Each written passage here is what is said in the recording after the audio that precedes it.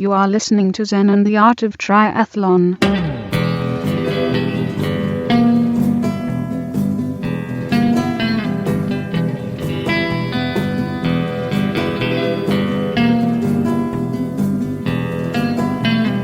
Well, hey there, all you triathlon studs and studettes. This is Coach Brett with another great episode of Zen and the Art of Triathlon. Hey, on this episode, Tawnee is back, and she joins us for the news. And on this news, we cover the biggest triathlon outside of Kona, some would say even bigger than Kona, Challenge Roth in Germany. The pro field was stacked, and there was drama and situations going on left and right. We have asthma attacks, pros accidentally putting Vaseline in their goggles, other pros wearing headphones on the marathon, GPS tracking, the real Starkowitz getting blocked from Jody Swallow's feeds. I mean, it just goes on and on. People's bikes getting stolen. It's a crazy news and drama-filled episode with Tawnee, who's coming to us from Whistler. Wow, man, it is really, really good. And then we answer some questions by email on how to train, and then we go into the training log, which is always good stuff. Cover a little bit about a book on essentialism, which is nice. And the link to that is actually on ZenTriathlon.com. But the other thing is tomorrow, as of this recording, I'm on, Saturday, July 26th.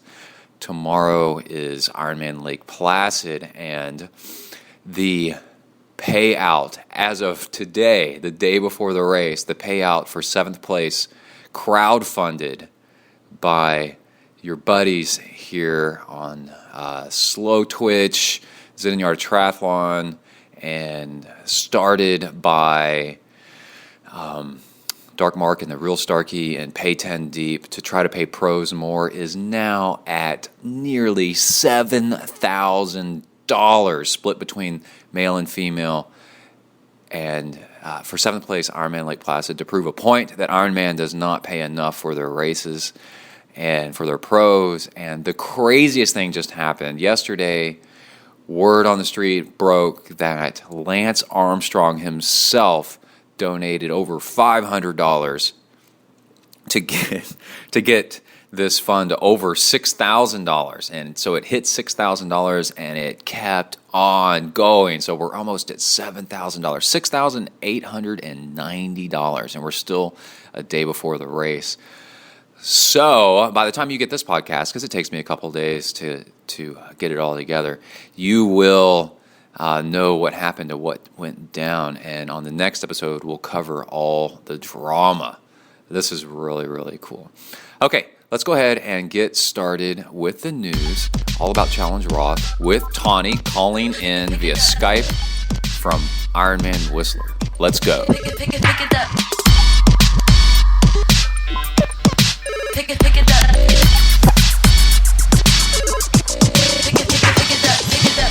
All right, I am here with Tawnee Prazak. How's it going? What is up, man? I'm coming to you from Whistler in Canada right now, so hopefully you can hear me, eh? What's that about? Oh, there's lots of roundabouts around here. Do they really talk like that? They say, this morning I was talking to some Canadians, and I was trying not to laugh every time I hear "eh," because it's like, it's just, it comes with the territory. Yeah. You know, they really do say that like all the time. It's awesome. Do you remember that movie, Strange Brew? Oh my gosh, it's so weird that you say that. John was talking about needing to download that and watch that movie. What is this movie? Is it They're Canadian? making fun of Canadians, yeah. Okay. And it's based on Shakespeare's Hamlet, I think. I think a lot of people probably don't know that. But a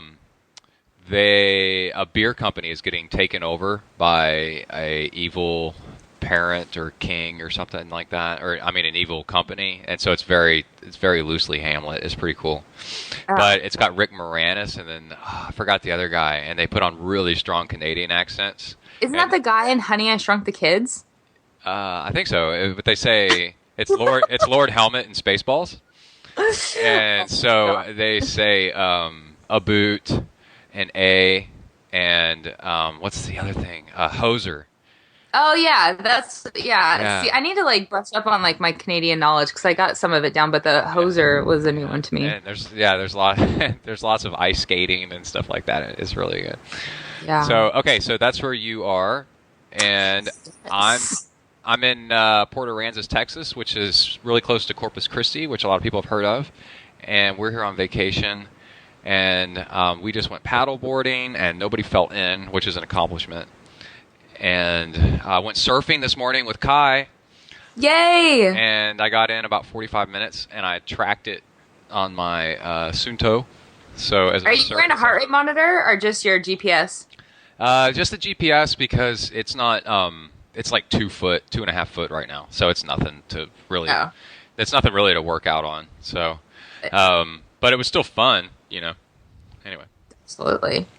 Well, I got my water exposure this morning too. We went swimming over in Alta Lake where the Ironman takes place, and I forgot my wetsuit down in California, so I was trying to like seek one out and borrow one from someone in Twitter land, and I got one, but it was too small, so I was like, screw it, I'm just gonna go in my bathing suit. And I definitely was like, John didn't bring his wetsuit either, so we were the only ones out there out of like all the masses of triathletes without wetsuits, and people were looking at us like we were absolutely nuts. They're like, are you doing the race?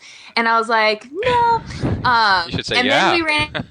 This is how Ironman, when you're involved in sport, we're like swimming out to the buoys or whatever, and we run into a group of our friends. So then we're sitting there kind of having like our quote unquote coffee chat in the middle of the lake, and my body core temperature is just dropping with like the non-movement.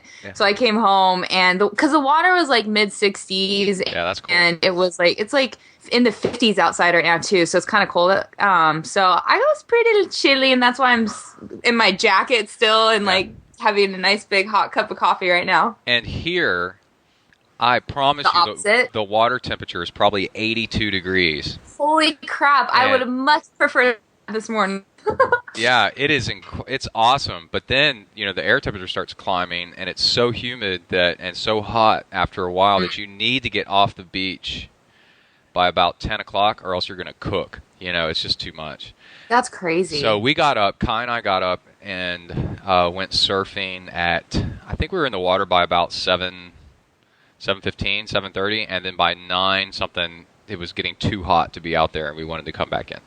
Wow. Yeah, it's pretty nuts. But it's great, you know. And then on this island, everybody drives around in golf carts. Oh, it's like Catalina for us at home. Yeah, it's like that, but like people smoking cigarettes and screaming at their kids, and you know. That is terrifying. So, is this a birthday vacation for you guys? Because I know it's your birthday this week. Not exactly, but I'll take it. Yay! Yeah. Do you have a good birthday? Yeah, except on the drive down here, I kept getting text. Okay, good. Okay. Well, I still started a new recording right now, just in case you lose this one. I can somehow get it to Dropbox or something like that. Okay, cool. We're good. Yikes. I mean, this is what the things you deal with when you're going international, coming to you from BC and you're down there in Texas, lovely land. Yeah, well, this is what's, 10 years from now, we'll be laughing about this because you'll just, to record a phone call, you just pull twice on your earlobe or something. Oh my gosh. Yeah, I saw that picture you posted of you doing TRX on your deck. Yeah. Yeah. That was pretty rad. It's awesome. It's a very motivating place to want to just get outdoors and, get engulfed in nature. And I'm not going to lie, after I did Vineman, I was pretty lazy and indulgent for the last couple of weeks. So I'm like getting that itch, like after you take some time off after a race and you're finally like, okay, getting back to your like, all right, let's get back to some like consistency and I want to sweat again. Like I'm finally feeling that motivation again. You know what I've learned is after doing a Ironman especially, and Ironman, but even a half Ironman, is don't judge how you feel about the future of the sport for like half a month or so. Just don't even, or maybe even a month if it's an Ironman. Just don't even, make no decisions on anything. No, your mind is not working correctly for a long time. It's really all over the place. It's tough to say whether or not you're so amped you decide that you're going to quit your job and become a pro. Try to become a pro and go live in Hawaii and just totally ruin your future. Or you're like, I'm going to never ever do an Ironman ever It's again. so bad. Yeah, it sucks, and I don't like this, and never do an Ironman ever again. Like, give it some time, yeah, and then think about it. Okay, let's talk about Roth. There was so much Please? drama. So much drama, and I think you know even more drama than I know. I was following it so closely, and I got some funny stuff. Did you pull an all-nighter? Because obviously, like, it started like literally as I was getting into bed, and I was like, okay, I'm not going to pull an all-nighter just to follow a race in Germany right now, as much as I love it. No, what I did is I have a series of interns, ZenTri interns. It's like What? Well, there's approximately 6 or 7 of them, and then I send them out into the internet and have them keep tabs on things, and then report. Is that back. a joke or is that for real? It's a joke. Man, you have this like underlying operation going on. No wonder your podcast is killing it. Yeah. Okay. First off, you've got the results up, right? Because my interns failed to give me the results. Okay. So there's so much crazy stuff that happened at this race. So Roth is the biggest race in the sport outside of Hawaii, and after what everybody hears about this, I may say it's just as big as Hawaii. It definitely has a bigger crowd than Hawaii, 220,000 people or something like that. It's supposed to be complete insanity. And to be honest with you, I would think I'm going to try to make a push to get my podcast and coverage out there in the next coming years, even if it means sacrificing going to Kona, because I think this is an experience that we need to cover in podcast media land, don't you think? Yeah, I think it's in Germany in the summer, which is fun, and then also they're probably, when you think about it, they're probably upset that France is getting all the cycling and the long distance endurance attention. So they're like, well, we want something going on over here. So so it's a perfect time of year, and they want their own thing going on, and so this is it. This thing's nuts. Okay, so a bunch of things happen to athletes. Luke McKenzie was supposed to do really well in this race, like possibly win it. And right off the bat, he had an asthma attack right before the swim or during the swim. It's hard for me to tell. Where did you hear that, actually? After the race, they were saying why he fell back. He came out of the swim way back from where he should have, and then on the bike tried to make up ground. And it may have still been bothering him on the bike. So yeah, that's tough to recover from. Have you ever had that sort of like anxiety, asthma attack-ish feeling during a swim? You're probably not, because you're such a good swimmer. I think it's allergies causing asthma, because I have that, and it can really mess you up for a little bit, and then you end up hacking and coughing for the rest of the day because now your lung capacity. The surface of your lungs is irritated, and it's producing mucus and stuff because it's irritated, and you're trying to get all that out of you. Yeah. So that's it's exercise-induced asthma is what I have, and what that really it's allergens in the air. So in my case, it's like hay fever kind of stuff, like grass and pollen and stuff, and then. But then people like me are on the verge of it not affecting us. But if you start breathing really, really hard and processing a lot of air through your lungs, then it irritates your lungs. So that's why it just pops up. And also if it's cold in the water, you can kind of get it too. So the cure is to go get allergy shots and get over your allergies, and then this will go away. And what happens is it acts up, and you start having an asthma attack when you're doing things like going on long. Doing intervals on the bike, like hard stuff, swimming hard if the water's cold, and then running uphill over and over and over again, you'll start getting an asthma attack. It's really weird. It's also it makes common sense, like the sheer volume of air going in and out of your lungs, like that's going to cause more potential little irritants to get in there and cause that attack or whatever. I actually almost had that feeling this morning, again, swimming without a wetsuit. Like, it wasn't freezing, and I've definitely been in colder water, but that initial plunge of like head under the water, I had to take like a couple like gasps before I even was able to get into like a rhythm of swimming. I was like, okay, all right, you're fine. Yeah, in that case, it may be, and I'm probably totally wrong about this, but Yeah, your lungs tightening Yeah. up, and then you're trying That's to what it get felt air, like. and then it starts scaring you, and then you have an attack. I was not scared, but I Well, definitely. your body reacts. Yeah. Yeah, exactly. It was like the flight or fight response. But that's a bummer about Luke because, I've been following him.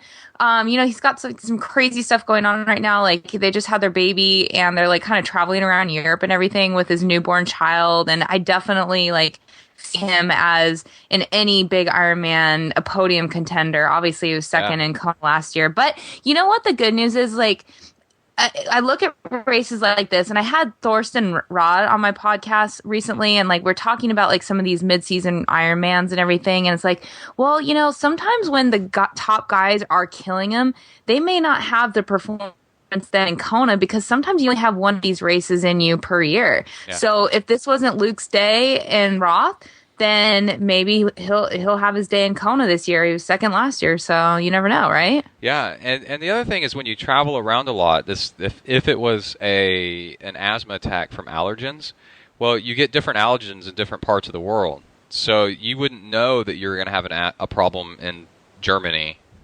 because you're not used to the exact allergens that are in the air in Germany. Like a lot of people move to Texas and never have allergy problems at all. Yeah. Until they move here. Wherever they lived, they were fine. Then they moved here, and this is a high allergen place, and you get you get hay fever and stuff like that. You know what I just noticed? I'm looking at the results right now, the top 10, and Luke almost got chicked by Miranda Carfrey. He did a seriously, he did a 8:37:33, and she did a 8:38:53. Yeah, she Wow. killed it. Absolutely killed it. There's a picture after the race at the celebration, which apparently in Germany they take very seriously. It went on for 2 days, and there's a picture of her up on a table, and people either trying to get her down or something like that. I don't know what they're doing. Miranda? Yeah. What? That sounds like some scandalous, like, things you don't see in Kona type of stuff. Okay. And, oh, my God. More drama-rama. More What drama. else? Rachel Joyce was a contender to win. Yes. And Miranda won. But Rachel Joyce was putting on her wetsuit, got Vaseline on her hands because she was using it as lube on her neck and maybe around her wrists or something and ankles to get it on. And then got it in her goggles. And had a hard time in the swim because she couldn't see because she had Vaseline in her goggles. Oh my gosh. I mean, this is a frustrating one because it's like, again, these little things that like are sort of insignificant, but they have like big implications at the end. Yeah. So did it get in the lens of her goggles or did it get in her eyeballs? Oh, I think just in the lens, but so then it was like burn. I don't think it would burn. I don't know. But yeah, Body Glide and Vaseline I'm trying to get away from and trying to go like a more all natural route. But I could see how that could happen because I'll sometimes get sunscreen on the lens of my goggles just from it kind of rubbing around and putting stuff on. So, oh my gosh, if you can't see and you're like in the top field, like, oof, yeah. So did she fall behind on the swim? Did she have a poor swim or what happened there? I don't know. I'm Googling Rachel Joyce and Vaseline. That sounds like you're going to get some scandalous results. Oddly enough, the top 10 results are not unsafe for work. They're all okay. I don't know where I heard that this happened. But there are quotes by her on these results that she uses Vaseline for all kinds of for like lube on the saddle. She talked about Oceanside 70.3 for using Vaseline for wetsuit chafing. Okay, so the reason you don't want to do that, people, is it tears up the petroleum jelly in Vaseline will eat away at your wetsuit. Yeah. If you're a pro and you get a new wetsuit every year, they don't care. Yeah, just use it. Who cares? Yeah. So, or if you only do a wetsuit swim every once, very rarely, I guess use it.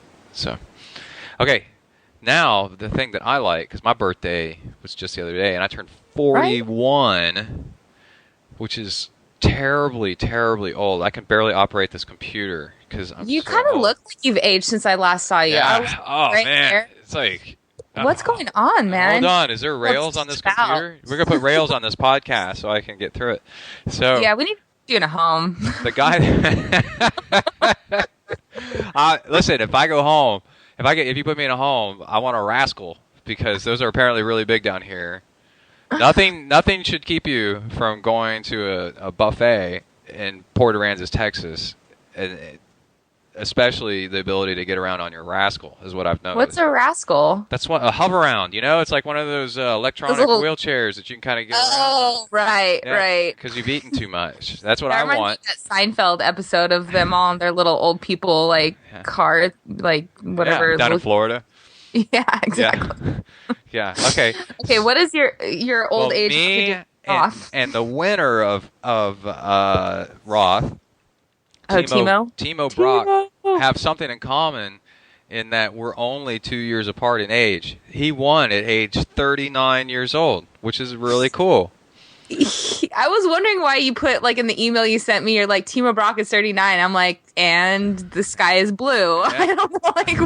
Yeah. But okay, I see where you're going with it. Yeah. So people out there that are like, oh, I need to retire or I can never go be a pro because I'm 30 or 31 or 32. Roth is like Kona. It's hard. It's one of the hardest races to win, and the guy that won it is 39. So think about that. I think that's really cool. It's, and he's been he's German, obviously, and he's been in this race, and this has been on his radar as a race to win for a very, very long time. So I think a lot of that, too, you look at some of these guys when it's a part of their career goals, when the whole grand scheme are about winning one certain race, things click eventually, and he knows this race well. And I'm so glad to see him win. I'm a huge fan of his. I don't think he's racing Kona this year. So this was his A race and the big, big thing for him. Imagine being German, living in Germany, and winning that race. About 220,000 spectators knowing who you are. That must be so cool to be him right now. Yeah. And for a long time. All right. In my notes, people take this with a grain of salt. I don't mean it exactly like this. Pete Jacobs sucked and then handed out medals all day and became a hero.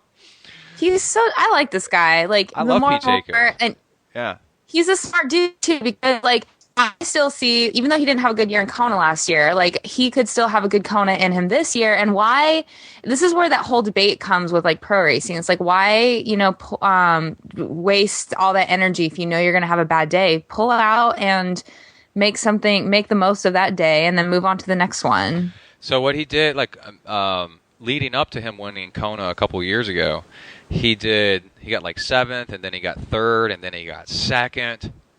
Right? So everybody's like, well, Pete Jacobs is probably going to win this thing. Then he got first, and then the past year, It was just 1 year. So the past year, he didn't do very well at all compared to relatively speaking, of course. Yes. He still runs laps. So he ran circles around your average age grouper. But anyway, compared to his expectations, what he wants to do, he didn't do very well. But this is really cool. He still finished this race, even though he wasn't doing anywhere near what he wanted to do. And then he turned around. And Timo did it in I think under 8. Did they break 8 hours in this? Yeah, he was the only one to break 8 this year. It was a tough day out there this year. It was a little hot. Yeah, it was really hot, crazy conditions, and so abnormally hot. I think Pete did something like 9.5 hours. Which. Oh, shizel. Yeah, which I could be wrong about that, but he wasn't anywhere near where he wanted to be. So he went and changed clothes, and then went back to the finish line and handed out medals. Right. Wow. And he went from feeling like a turd, oh gosh, I feel terrible about myself, to saying that it really changed his outlook on everything, to be there handing out medals to everybody into the middle of the night, and how much I think it really refreshed his memory on how big fans people are of him. Because coming across the finish line and having Pete, if I came across the finish line and Pete Jacobs gave me a medal, I would have freaked out. I would have been like, yeah, totally. Thank you, man. That's so cool. Yeah. And I think that probably lifted his spirits that so many people were doing that. So, and on the opposite end of a Timo Brock, who's maybe at his peak, once and for all for his career, Pete Jacobs is still really young. I think he's in his early 30s, 32 or something. So if he, and I'm sure he's a smart guy, and he's done plenty of Ironmans at this point. He's done more Ironmans for his age than I'm surprised to see how many Ironmans on his resume. So he knows he has much time ahead to still kind of fine tune and nail these races for sure. But, when you have a stacked field like that, like another guy that I was kind of surprised not to do so well was the defending champion, Dirk Bockel. Whom I'm a huge fan of. That guy is like so cool. He and his wife, I've met them in Kona a few times, and they're really like super down to earth people. But he had a pretty crappy day too. But you move on and look forward to the next one. You ladies out there ought to Google Dirk Bockel videos and watch. There's this girl at my office that just starts drooling all over the place when she sees Dirk Bockel on video. He's a charismatic guy for sure, but his wife, she's hot. So watch out, ladies. He's taken. Yeah, he's taken. Oh yeah, she's like a cute little American girl, and he's this like sexy German guy. Yeah, so there'll be like a video of him just ripped, like 6-pack abs, and he's getting out of the water, and he's talking, and he looks badass. Right, and then all of a sudden, like, yeah, you're right, like wedging in herself from the side comes this hot chick, and she starts talking, and She's you so get cute. it. Yeah, he's hers. Yeah, taken. Okay, he's so taken. What other drama? Okay, Joe Gamble's. There was photos of him wearing headphones on the marathon of the race. Shut up. And Tawnee, listen. Oh my god. Then the Slow Twitch Mafia got on top of this and started investigating and started going through a whole bunch of pictures, and a whole lot of pros were wearing headphones during the run. What is this that I hear? I did not hear it. More people got on top of it and did some investigative work, because if a stone is unturned, the Slow Twitch Mafia just freaks out that they don't know something, right? And so they dug up the race rules, and you can wear headphones during Challenge Roth. Well, there you go. On the run. And then some people said, well, that's stupid. And then other people said, why wouldn't you? It's a performance aid. And I think the pros know that. I would put on heavy metal, like the second I started the run, and just hammer. Me too. Yeah. Absolutely. Yeah. I'm with you on that music choice. Yeah.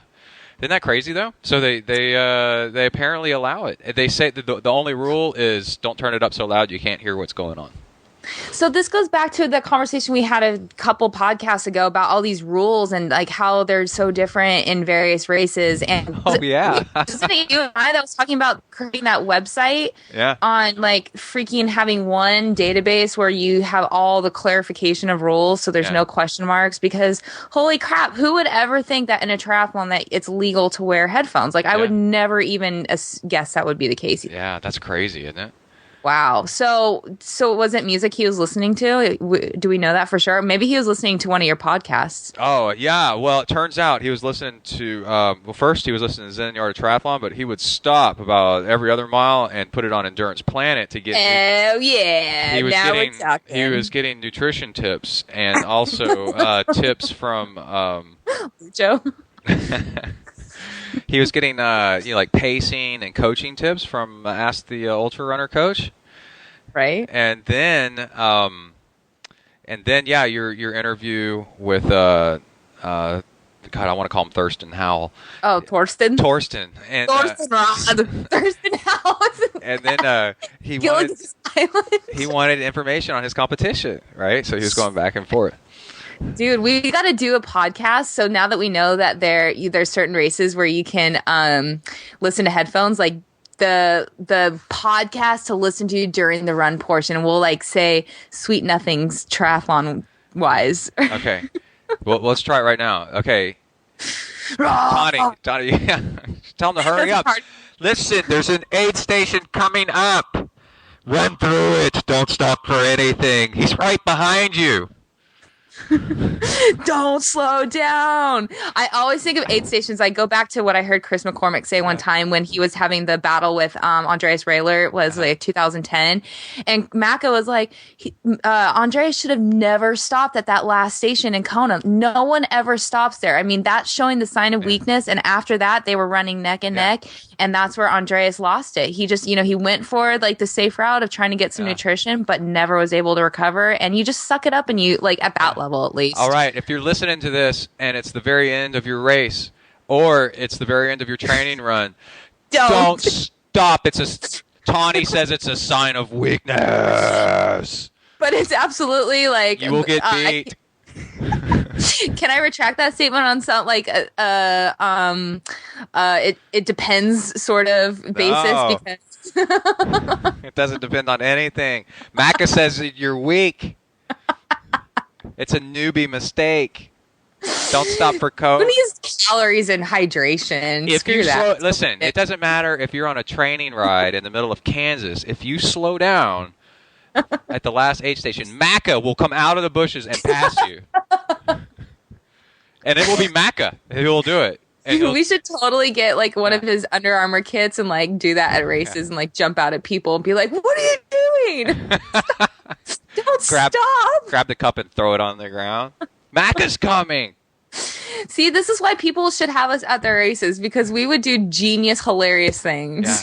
There's an old podcast where I was at Wildflower at one of the aid stations the day after at the Olympic distance. Yeah. And some friends and I were drinking beer and we yelled at people and we recorded the whole thing and it is awesome. It's so good. Were you at the naked aid station? No, but we were right at this hill, where it goes from the lake level and it starts going up on the run. Yeah. And we were yelling things like, "You paid for this!" And don't blame the race. Don't blame the hill. Blame the race director. That was a really good one. Nice. Yeah. I would rather have people yelling that to me than "You look great" or "You got it," because I know I don't look great. Like I'm just trying to. Or the worst. The worst is like you're almost there, and I want to be like, "No, I am not almost there until that finish line is within like 10 feet," and that's like I think one of the worst things you can say to someone, especially if there's like several miles ago. You don't want to say you're almost there because it doesn't feel like that. Oh yeah, anymore. this was like mile 1 of the run, so we would yell things like that. "You're almost there." Oh, see, now that's when I like go kick things at you. So we had people like flipping us off, but they were laughing so hard. And awesome. Yeah, "You look incredible."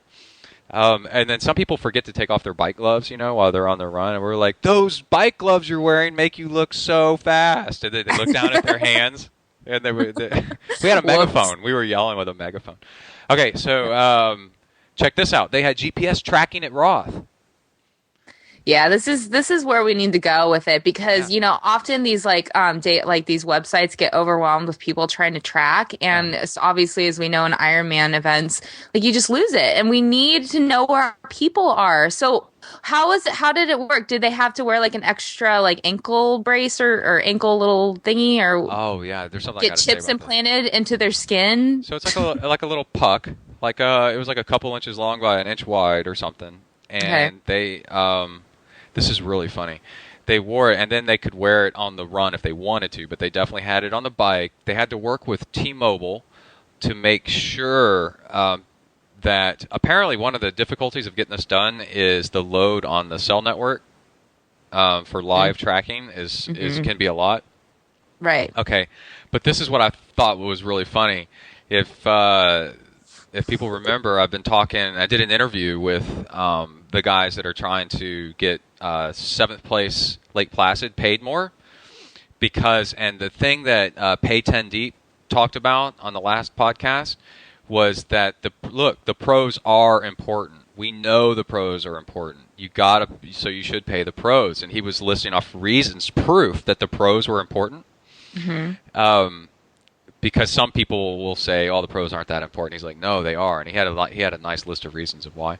And then in the statement from Challenge and how they were doing this tracking, they said that they'll have tracking on all the pros, and then especially make sure that it's working on the important pros. What? I quoted it out of them. Because oh my gosh! Because the important pros could wear it on the run too. And so there's apparently, if you're a pro, you're still not important until you're an important pro. But the fact that they were wanting to track the pros at all is proof that the pros are important to the race industry, and you shouldn't just dismiss them as like, "Oh, we can get along with these guys." Why? That's who they chose to track. They didn't put these trackers on age groupers. They put them on the pros. So That's crazy. So, okay, wait. Yeah. I missed your interview that you had. Did you interview like Dark Mark and Starkey and stuff on this Lake Placid stuff? There's another guy, Pay 10 Deep, and Yeah. he's involved as well. So Okay. because of scheduling, I interviewed him, and he was saying, that there's a little bit of out there of people saying, oh, the pros aren't that important, because like Rev 3 canceled the pro Right. section, and he's like, no, they know, Ironman brand knows that the pros are important, and right here is proof, is this Roth issue. When they chose to put GPS on people, guess who they put it on? They put it on the pros. That's a lot of money that they got to spend on this. And but anyway, so we'll probably see a lot more of this coming in the future. I didn't follow the live tracking because, like you, this was in the middle of the night. I'll have to ask my interns to see if they stayed up late and followed the live tracking. Your little elves. Yeah. ZenTri elves. Your big Santa and they're the elves. My ninjas. My little ninjas. I need ninjas. Yeah.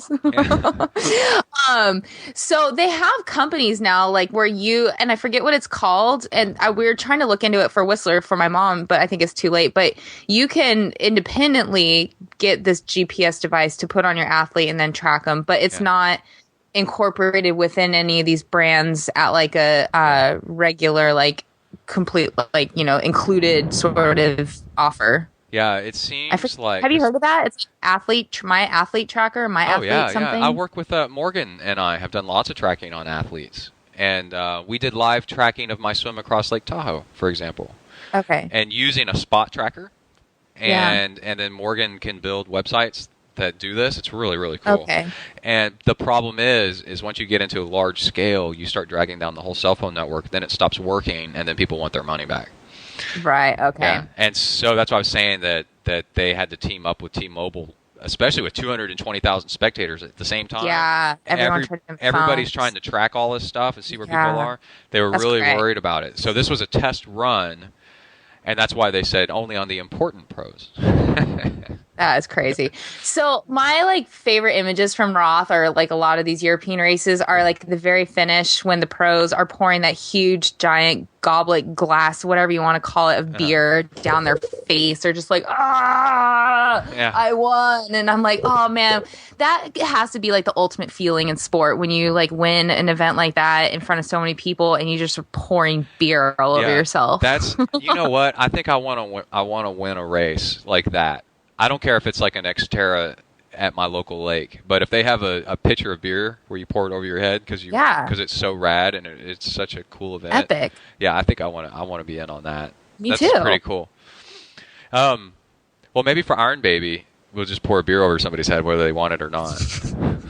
Do it like Texas style, crack a can and or shotgun it we'll do it Texas style, pour barbecue sauce over them. And they're like, oh, this is disgusting. And we're like, what? Ew, that's sticky icky. It's not the same?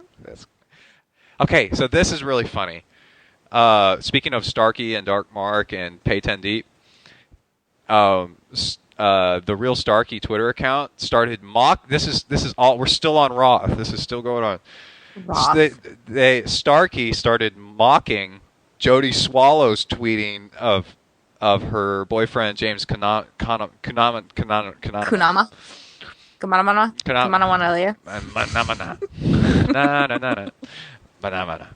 And so, because Jody was tweeting like some pretty, just really... She gets gnarly. No, she was tweeting like really short stuff, like, it's pretty. Oh. And this is nice. And look at that. And whatever. So Starkey started mocking her, right? Oh my gosh. Was this happening when we were asleep? Yes, it was hilarious. Oh. And then Jody blocked Starkey from being able to see her tweets. And then Starkey started tweeting that he got blocked by Jody because he was making fun of her. See, she's gnarly. She don't mess around. That girl. No, yeah, she's all business, man. Massive respect for her. Yeah. I absolutely love her whole kind of vibe. Because I thought that was kind of weird because Jody, right when Starkey got started with his tweets, Jody was retweeting them and stuff like that. So there's she's the real Starkey. And she blocked herself for making something. Yeah, it's all part of the ploy, to throw people off. They would never think. Yeah, it was hilarious what was going on with that. Okay, and So why was she just tweeting random "Hey, the sky is blue" sort of?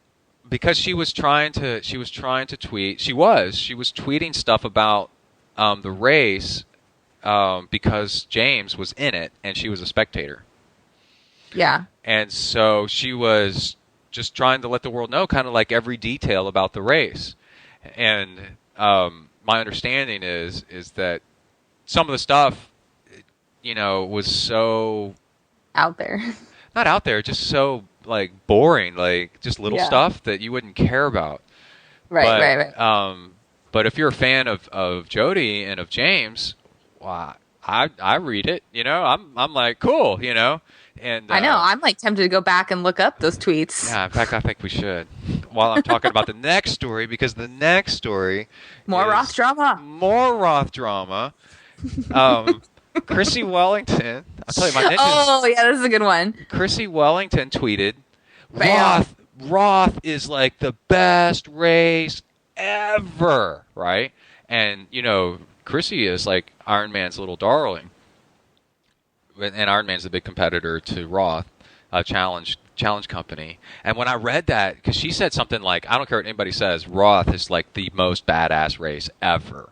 This is right when it's going on, right? And she misses gonna ruffle some feathers. And she misses it, and it's just awesome. Yeah, and I was like, oh man.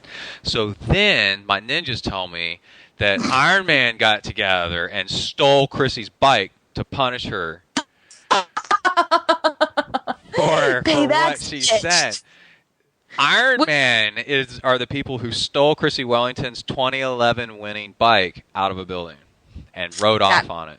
Perfect sense. As revenge for her tweet about how cool Roth is. What do you think about that? Is that good? Is that good analysis? I think we're starting some rumors, Roth drama. Oh man, we're turning into the TMZ of podcasting right now. But no, I saw that Chrissy tweet because she actually tweeted that. I was awake at that point. It was early in the morning when the race was still finishing up, but I definitely, that was on my radar. I was like, I wonder, you want to read in between the lines of that. Does that mean she's kind of giving a little diss to Kona, or is she just being polite, trying to be politically correct? I don't know. But I like the whole spin of. I can't go back on Jody Swallow's feed. Let me see. She blocked you. She blocked me now. She's mad at me. And let's see. Twitter.com/Jody Swallow. Let's see how far back. Twitter's got this thing where they won't go back too far, Mm-hmm. Because I think they want you to pay at some point for something. Oh, what? Yeah, right? Pay. This is the internet. Everything's free. Facebook, Twitter. Yeah, right. Peace out. Okay, so what day was Roth? It was a week ago, so it was the 17th, 18th? Something like that. I don't know. Let me scroll back. Here's a picture. Here's the picture of Rennie on a table. So Jody Swallow tweeted that, apparently. So if you want to go to Jody Swallow's feed, you can see this. And Siri is helping her down. Perfect. And Jody's saying that she's a handful. Who, Rennie? Yes. Were they drunk at that point? It's 2 days after the race. Yeah. And they're talking about still partying. Yeah, I've partied with them before, and we'll party for sure. My first experience, I think I first met her actually after Clearwater in 2009. I forget if she won. I know her. I don't think Tim was with her, T.O., but yeah, she definitely parties. But you know what? If you can run a 2:53 and kill it and be, Queen of Kona, then party on, girl. Live it up. So there's a picture of Jody Swallow wearing a giant pig head, and then also here, listen to this. This is coming from James Kanama, but he's out racing, so it's Jody said it's her on there, right? She's using his account because the followers of James want to know what's going on. Okay. And I have Emily take my phone and tweet stuff from mine sometimes too during races. And then she says, "Not sure how the real Starkey has the gall I've never seen gall spelt out before. I thought it was spelled differently. To comment on my tweets. If you don't like them, saw it off. Try doing what I do. Train, support, a tweet. Oh yeah, man, she was tearing don't him. mess around. She was tearing him up. It was pretty funny. And right after that, Starkey got blocked from both Blocked, of them. biatch. Okay. Don't mess around. Now, let's see. That was it from Roth? Roth, yeah. I mean, the women's race to me was a little bit more exciting. Maybe it's because I'm a girl. I don't know. But I really liked the competition because you have your top Kona women right now. Rennie, Rachel Joyce, Carolyn Steffen, Yvonne Van Vlerken. Yeah. And then the Catherine Foe, or sixth place chick, she's not even, I don't think, she's not pro, but she got first amateur at Kona last year, and she's from Great Britain as well. I don't know if I just said that. She kills it. And I think she's around my age, like late 20s, early 30s or so. But just a child, just a baby. Just a baby. So many years. We have no knowledge. We're so naive. But she's killed it, man. I mean, top 10, not even pro at Roth. Yeah. She's got good things coming for her. Yeah. So, like you were saying, Carolyn Steffen is now coached by Macca, right? Mm-hmm. So he was out there at the last two aid stations. Yeah. Don't you freaking stop. Did you read my book? I'm here to win. I'm here to win. Taurine, it's good for your heart. That's what he said. That was good. That was a good impression. I like it. I listened to the audiobook, and the guy, it's not Macca reading the audiobook, but it's one of his friends from Australia. Oh, really? Yeah, and he's talking in there. It's taurine. Red Bull's got taurine in it. It's good for your heart. And I'm like, gosh, I don't know if it's really good for your heart or not. Anyway, but she got third, which is good. And I think she was happy with that. The big thing with Xena is what they call her. Is to try to get her cadence up. And on the Macca podcast, he recorded from Roth. Macca, what's the podcast called? Anyway, there's a podcast. Yeah, I have it on my feed that I listen to. He's doing a panel, podcast in front of a crowd, and Macca X maybe is what the podcast is called. Macca X Uncensored is what it's called. And she showed up. So if you want to check out a cool interview with her right before the race, that's there. And the big thing with her is try to get her cadence up on the bike, because her cadence is really low on the bike. And Macca's, you're like, yeah, people are naturally lower and higher, but hers was like 65 or something like that. Yikes. Like, it was way too low. So, and she agreed. She was like, I need to work on that. So it looks like she did okay. And, the only other girl drama that I knew of was the Rachel Joyce thing. So, and I know she's just awesome. So, I know that Rebecca Keat was being kind of touted as one of the top contenders, potential winner sort of thing, and she's obviously in the Siri Lindley camp. So, it's got to be so weird at being Siri Lindley, having like Miranda Carfrey, Rebecca Keat, Yvonne Van Vlerken, and Jody Swallow, who wasn't racing obviously, but all these top women, and then just being supportive of all of them, yet they're all competing against each other. And then to have someone like Rebecca Keat not having a good day at all, just having a really off day, but then winning. I mean, Siri Lindley is just freaking genius in my opinion of just handling that it just seems like there's so much love there, and she just handles it like flawlessly. Yeah, it's gotta be tough though, Yeah, what a awesome place to be as a person, is to be coaching all those people that are at the top level like that. I can only dream. Yeah, and Siri was what was she? She was world champion ITU long distance or something like that. Yeah. She's no joke, man. She's a badass. Okay, so I got a couple other things. Yeah, I got to get going in about 5-10 minutes because we're going to go drive the Whistler course. I'm going to drive some athletes around for 112 miles. There's an article up on Slow Twitch, and it's a video of the pasta line at Roth. Was it gluten-free? No. And somebody cut in line, and the other person didn't like it and grabbed the spoon away. I'm not sure if the person cut in line or not, because it's kind of hard to tell. And so the guy that had the first person takes the pasta, puts it on his plate, and then hands the spoon to another guy. That guy's holding it now, the spoon, and then a third guy reaches over and grabs the spoon out of his hand. Like, there's a fight over the carbs before the race. Oh my gosh, people just need to get off their drugs. And wait, it gets crazier. Then that person, the third person, yanks the spoon out of the second person's hand.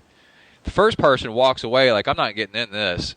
And the second person says, oh yeah, you're going to take the spoon out of my hand? Watch this. And barehanded rams his hand into the pasta in front of a line of like 200 people and just fists pasta up onto his plate with unwashed hands like up on there, and just scoops up like 2 things of pasta and then walks off.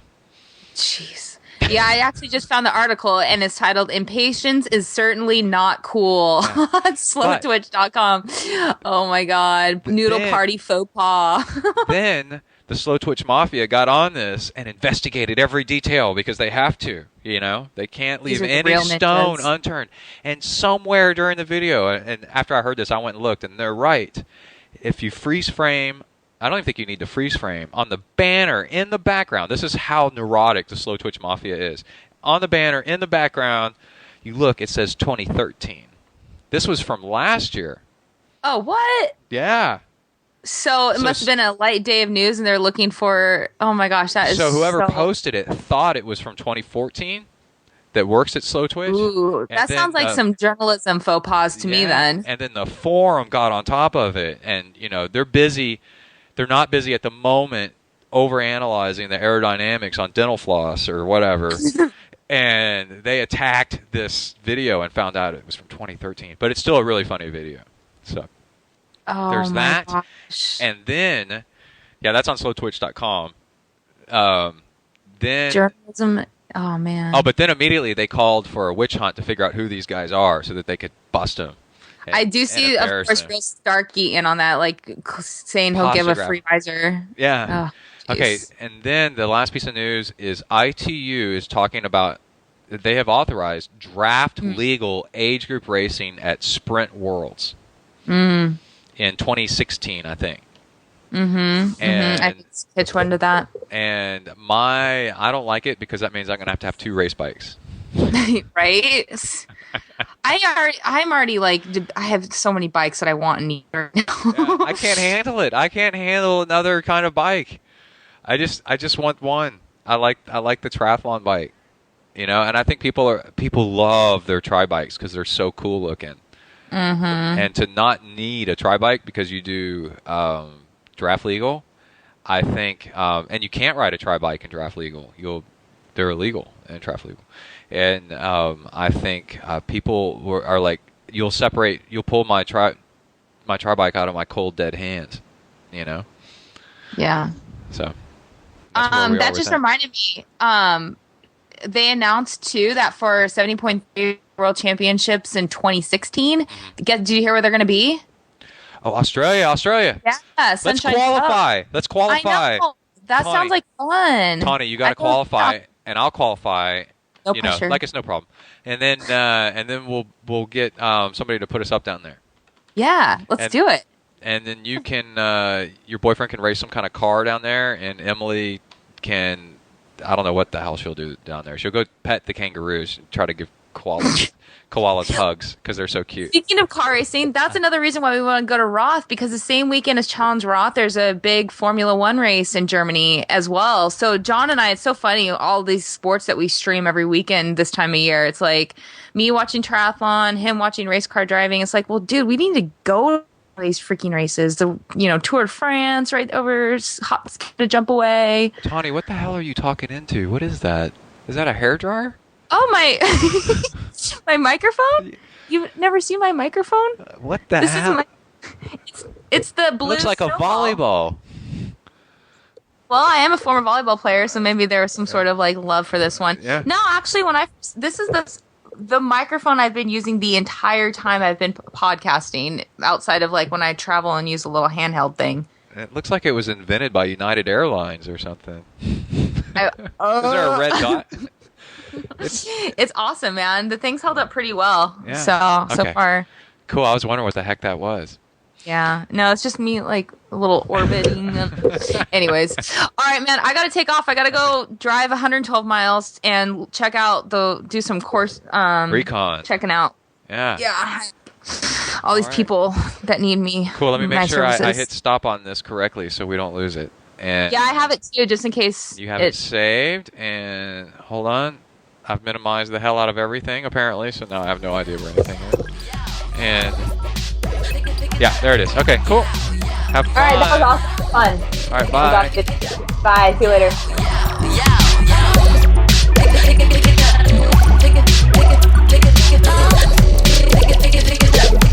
All right, thank you so much, Tawny. And I hope your mom did just fine during the race, and I'm sure she did. Sounds like it's really, really nice up there. It's the exact opposite up there, where they've got bears, and Tawny's out running around and doing TRX on people's decks. And I've got a picture of that on the blog, and then she's posting pictures of bears. And I'm actually down here with a different kind of wild animal, sharks, on the Texas beach. And it's pretty epic outside. I went surfing this morning, and it was pretty brutal. I'm exhausted. And, daybreak surf. And Kai and Emily are actually down there right now. But we'll cover that in the next episode's training log. And we'll get into leading up to that on this week's training log. But first, let us read a little bit of emails and such fun. I keep these every time I get one, a donation or an email. I throw it in the queue here to read on a show. I do want to give a shout out real quick to Sufferfest. So I've been training on the bike trainer a lot. And Sufferfest videos are critical to making that more fun. And actually, you train on the trainer, you actually become a better cyclist. It's pretty crazy. And then you mix in some outdoor, and that rounds you out. But if you want to get stronger, faster, then the trainer's the way to go. And Sufferfest makes these killer videos. To go check it out. You should go check it out because it makes you awesome. Let me see. We have a discount code. Zen Suffering, all caps, all one word, Zen Suffering, 10% off all videos and training plans. That's pretty cool. It expires July 31st. Don't mess around. Oh, Kai and Emily are back. Hold on. Hold on. Let's go see. I'll be right back. Hold on. Okay, I'm back. That wasn't them. That was housekeeping. They're down at the beach killing it with their boogie boards. I went and surfed earlier, about killed myself, and then they had breakfast up here while I was doing that. Now they're down there. Okay, another sponsor, this is super cool, is Compete Hub. This is awesome. I'm on their website right now, and the one that they're highlighting is Ironman World Championship 2014 in Kona, Hawaii. And, oh man, look, there's an elevation profile. Done way better than the Ironman website. And average water temperature. Oh, man, dude, look at this. This is so cool. Course expectations. Average water temperature, 79 degrees. Air temperature, high 83, low 81. They ought to put humidity on there because that's what's really killer out there. And the wind speed. Okay, there's a tab for logistics, gear planning. Oh, my God. And then reviews. This is cool. Oh, it's so cool. So Compete Hub, definitely go check them out, man. So there's a search bar. Let's search for something. What do you say? I'm going to type in something secret. Let's see what happens. If anything cool comes up.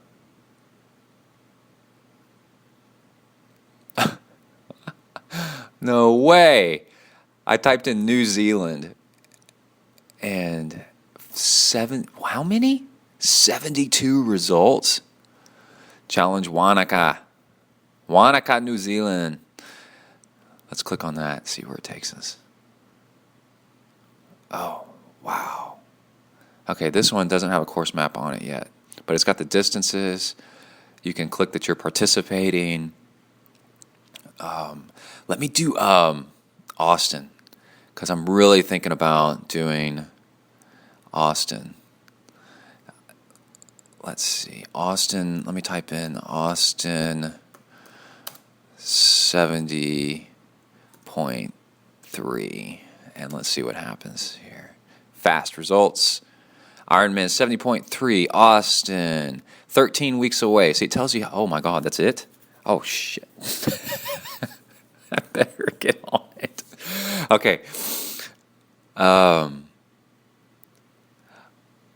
No way. You drift your mouse along the elevation profile and it shows you where it goes with the map. Oh my God, that's cool. The pointer on the map cruises around with it. Okay. This is some cool coding right here. And it does it for the run too. That was the bike ride. It does it for the run. Oh man, can I work for these guys? This is rad. Wow. Okay. Wow. Logistics. Oh, course expectations. Closed bike course, water condition, air temperature 76, low 58. Yeah, some years it's cold. Wow. Okay, so that's CompeteHub.com. Go check it out. I need to sign up for Ironman. I need to sign up for Austin, and then we can throw it in. I wonder if I put on the Iron Baby, if they'll put it in here. We'll have to find out. Okay, let's get on to some emails. And where'd they go? They're right here. Okay, donations and emails. William Beck in Tampa. I wanted to mention this. He gave a huge donation, which is so awesome because I just had to buy a new laptop because my other one was biting the dust. That's in the training log coming up. And that was really cool because it made buying that laptop a whole lot easier, the bitter pill to swallow with that donation from him. So thank you, huge amounts, William Beck. Carrie Honing, and then this is funny, or it's actually coming from Jeff Honing, and it's not pronounced Honing, it's pronounced Haining, rhymes with raining. So thank you, Carrie, not Carrie, Jeff. Gosh, I hope I remember that in the future.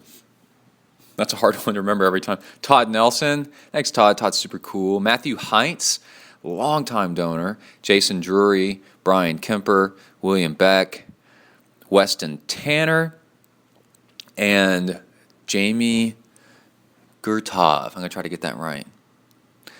Brett, I really enjoyed listening to the podcast. Thanks for all the great information. Thanks, Jamie. Dan Mashia and Allison Frutos. I guess this time around we don't have any emails for me to answer, which is weird because I usually get a lot. And the whole point here with me mentioning that is if you donate to the show and you send me a question or a comment, I actually read it on the podcast, which a lot of people really like. And the way this works is if you feel that something in the podcast helped you, or lots of things have helped you, especially in the training log, I give tons of training tips. If you feel that this podcast has been of value to you over the years, and you do want coaching, but you don't want coaching right now, or you just want to give back in some way for all the hours and hours and hours that I put into this to help everybody out, then there's an easy way to do it. You just go to ZenTriathlon.com, and on the left-hand side, there's a donation link, and you can do it two ways. It's even cooler than just that. I've made it so easy. So there's a recurring donation, and that's less than $4 a month, which I figure is about $1 an episode, which is pretty cool. That's almost nothing, man. That's totally great use of your time. And then there's another one where you just give a flat donation, and that one, the way PayPal works, it actually gives you a box to put in a comment if you'd like. So put in a comment, your question that you'd like for me to answer, and I'll read it on the show. I think that's a lifeguard helicopter going by. That sounds more like an airplane. We got a view of the beach from where I'm at.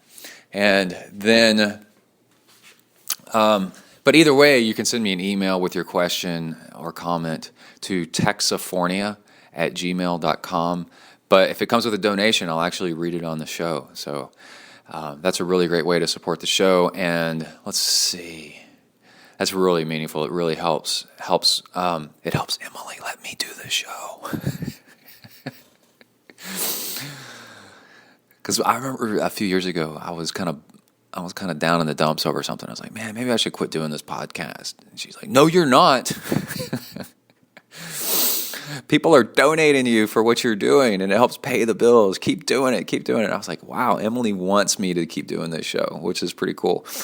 So, yeah, and it's all about the donations to help pay for the podcast, helps pay the bills around here. So it's great. And I also have one other thing, another sponsor, hornetjuice.com. And well, actually, I got another sponsor, but I got to do some research before I mention them, endurance packs. But y'all go check that out. We'll mention that later. But hornetjuice.com is on the right. It's on the right side of the page on ZenTriathlon.com. And this is a fat metabolizing protein powder. And no crap, it actually is, it's based on synthetic Japanese killer hornet saliva. And these bugs have the highest power to weight to distance ratio of any animal on Earth, is what scientists believe. And they figured out how they do it is the protein, the amino acid mix in their saliva that they store on themselves, kind of like how bees carry around honey or pollen. Well, these hornets, in their saliva, they have a specific blend of amino acids that converts their fat to energy unlike anything else in the world. So they recreated it in a lab, started giving it to athletes, and holy crap, you take just a little bit of this and you can tell there's a huge release of energy over a long period of time. It's like a nice slow burn, like cooking over charcoal. It's awesome. So what you do is you take it like half an hour or so before a workout, and then it's like every hour and a half during, which isn't, and a packet of this, kind of lasts a long time. And you'll be able to actually go a lot longer, a lot stronger for the period of your workout or race. So I use it all the time, and I wouldn't use it if I didn't believe it worked, because I quickly quit things. I don't have time for stuff that doesn't work, and this stuff works. And it's on the right-hand side of the page. You can order like different amounts of packets, and then there's a little bit tiny amount of extra charge on it that goes to help support ZenTri. So you get it at cost, but then a little bit to help support ZenTri. So if you want to have better workouts and support the show at the same time, which is the way to do it, then you can get some Hornet Juice. And plus, it's pretty cool, man.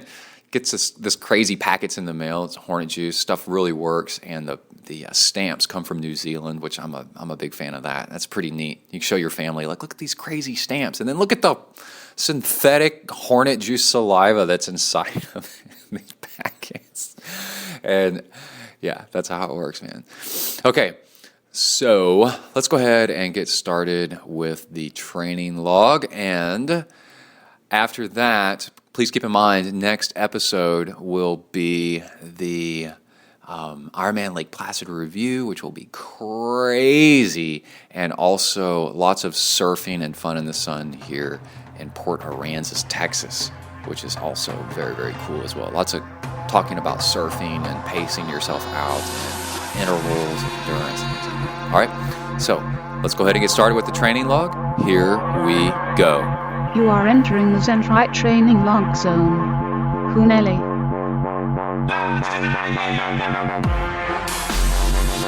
Hi everybody, my name's Brett. I'm a triathlete.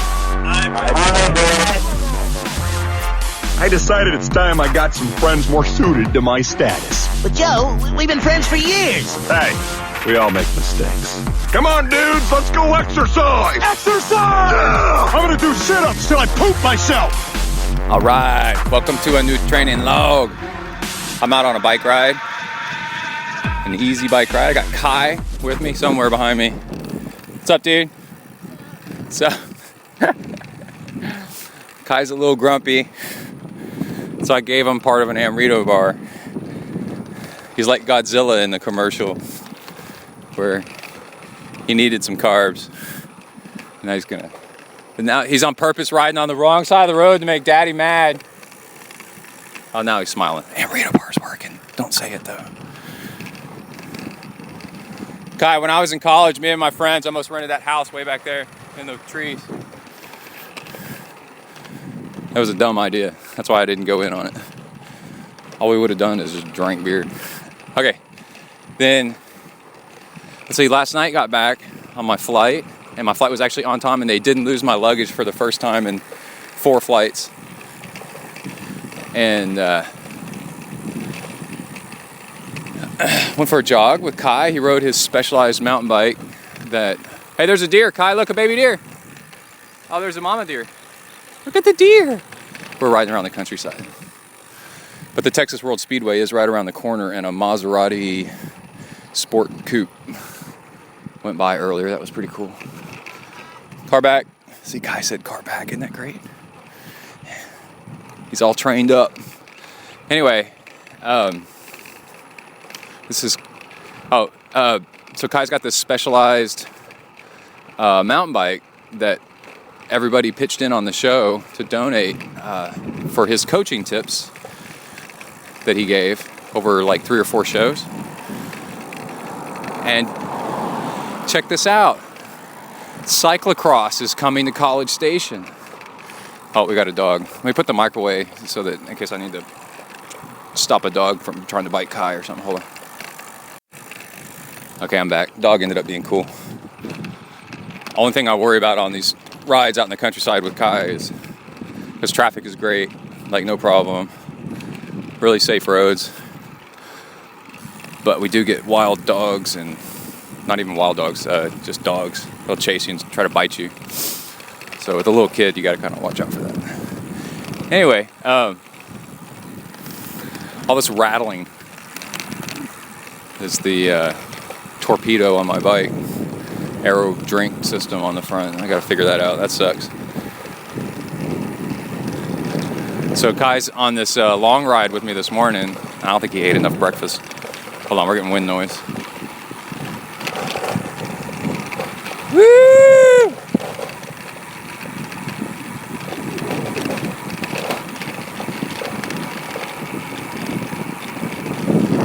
Hold on. Oh, I'm getting past? Okay. Amrita bar's working, dude. So we got about halfway through this ride. We're looking at about an hour, maybe an hour and 10 is what it's going to end up being. And Kai started getting grumpy. Holy cow. And I made him stop, and I put a third of an Amrita bar in his mouth. They're made out of mostly dates, which is a ton of good sugar. Car back. So that'll be good for him. Okay, now we're riding with the wind. This will be better.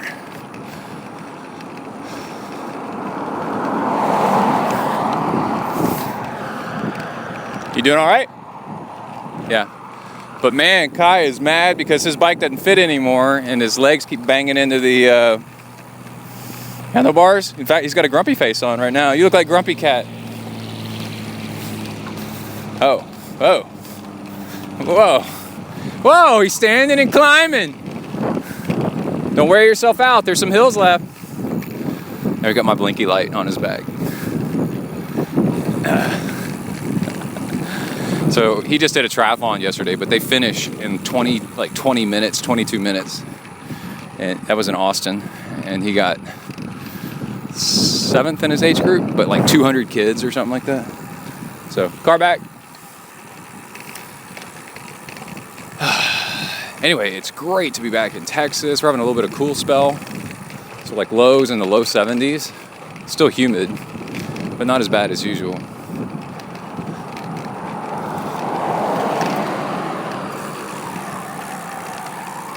And my plan this morning is to do an easy ride with Kai to warm up, and then either go back out on the road or on the trainer, kind of depends on what Emily's doing, to do intervals on the bike, do 4x8. And see, I told you there's a hill. And Emily called and left a message with ZenTri Sports on the northwest side of Houston. TRI, ZenTri Sports, about kids' bikes. because Kai's banging his knees. A lot of kids' bikes have shifters on the stem, kind of like old bikes used to have. Look at the speedway, dude. Look at it. Car back. And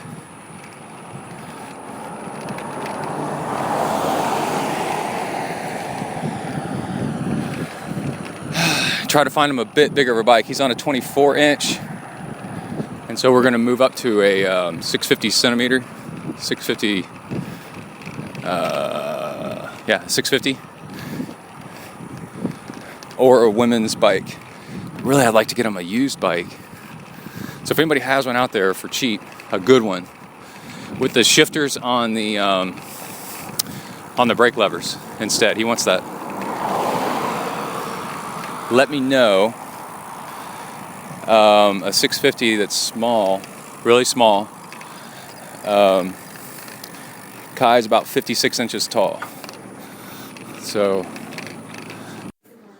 all right, I just came in from a nice run, and I'm gonna have a beer, a Sam Adams Rebel IPA West Coast style. I'm gonna open it up with the Sunto bottle opener, try to cool down. And as soon as I walked in, Emily started hitting me with all kinds of questions and things to do tomorrow. So I gotta. Does that sound familiar? So then I gotta come back on the recording here. I had a whole bunch of really cool thoughts while I was running, and let me enjoy this beer. I'll be right back. Well, let's open this baby up.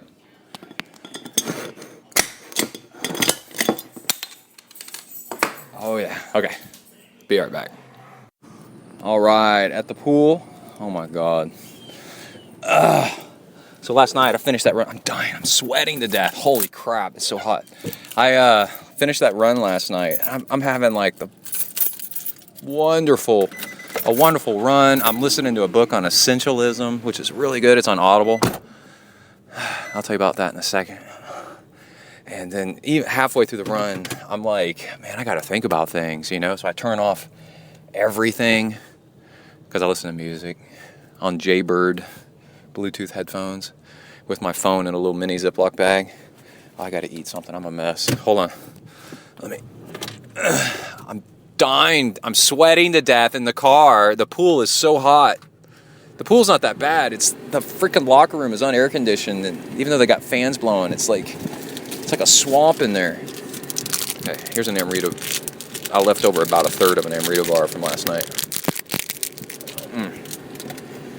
That's a start, and I gotta find another one. I'm not gonna make it. There we go. Hold on. Ooh, a banana. I may eat that. Hold on. Post-workout carbs.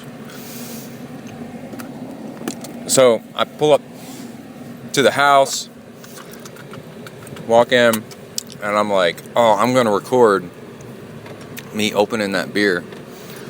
Oh, that feels so much better right now. And then come back with like a list of things, man, that I'm gonna work on. It's gonna be great for the podcast. And I walk in the door, and this is life, man. Just when I think I've got it all figured out, Emily goes, oh, I'm glad you're back. Let's talk about this. Come here and sit down and look at all this, and come here and do this, and I need you to. Kai's got run practice in the morning, and I need to be here, and you need to be there, and at 7:45 this, and at 8:15 that, and can you ask off at work, and like this huge list of things. And so I never got to record last night all my thoughts, but I did manage to write down some thoughts to tell y'all. I thought were pretty good. But how often does that happen to y'all, man? Where you freaking you got a moment of space, and then all of a sudden it's like, whoa, a whole bunch of crap. Okay. Book on essentialism. I'm only probably 1 or 2 chapters in. Got it on Audible so I can listen to it while running or working or whatever, and biking. And it seems to have a Wikipedia entry and that it's some kind of philosophy even. But it's very Zen-like and focus on what's important. And I thought something that's interesting to talk about is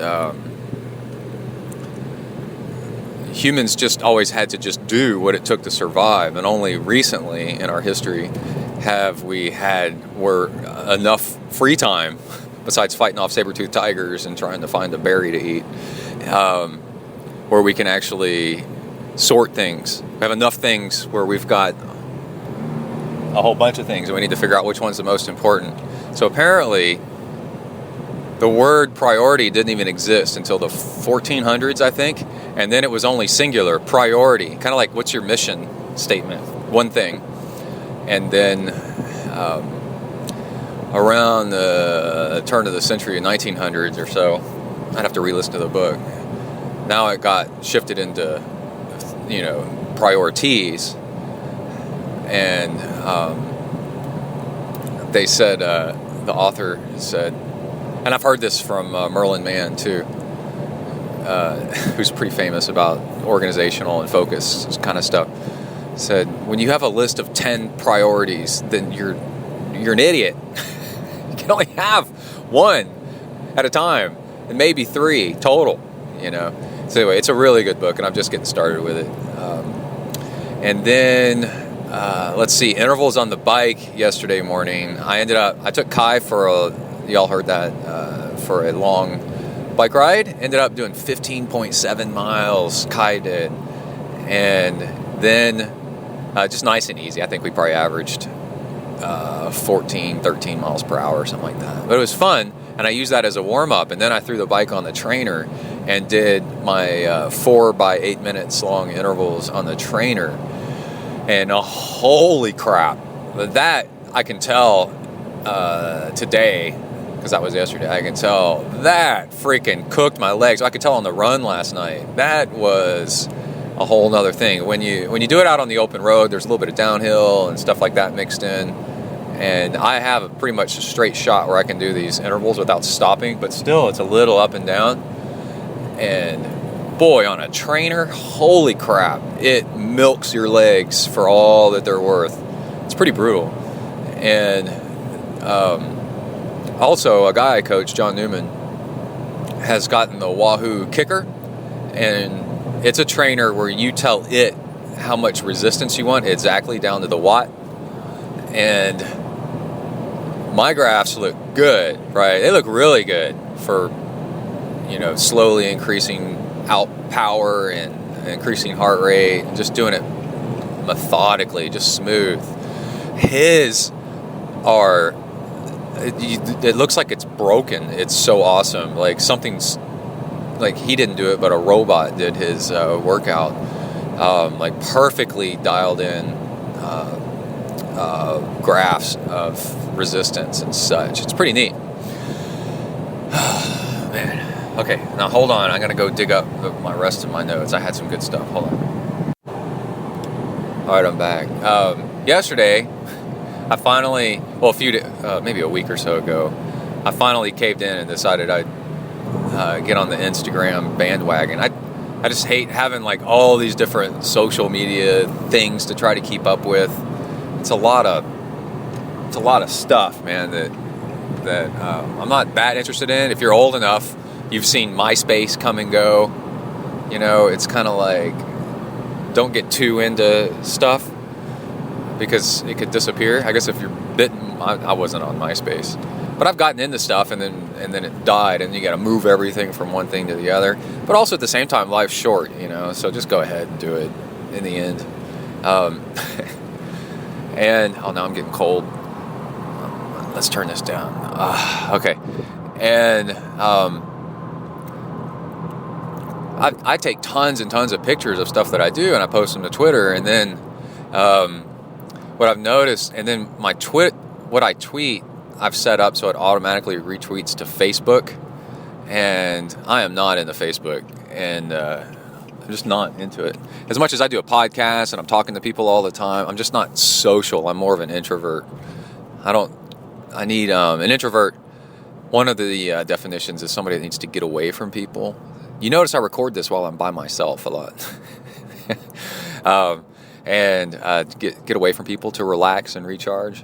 And So I'm just not big into Facebook, but I'm also not stupid, and Facebook is the number one social network. And I do a coaching business, and try to keep up with. There is benefits to keeping up with other people. It's good for you, and so I've noticed on Twitter, when I post a picture to Twitter, it doesn't post the pic to it doesn't post the picture to Facebook as a picture. It posts it as a link in a blank spot. It kind of sucks. And I think I take some pretty cool pictures of some fun stuff that some people might like. And I'm kind of like, maybe I should fix that somehow. And then the other thing is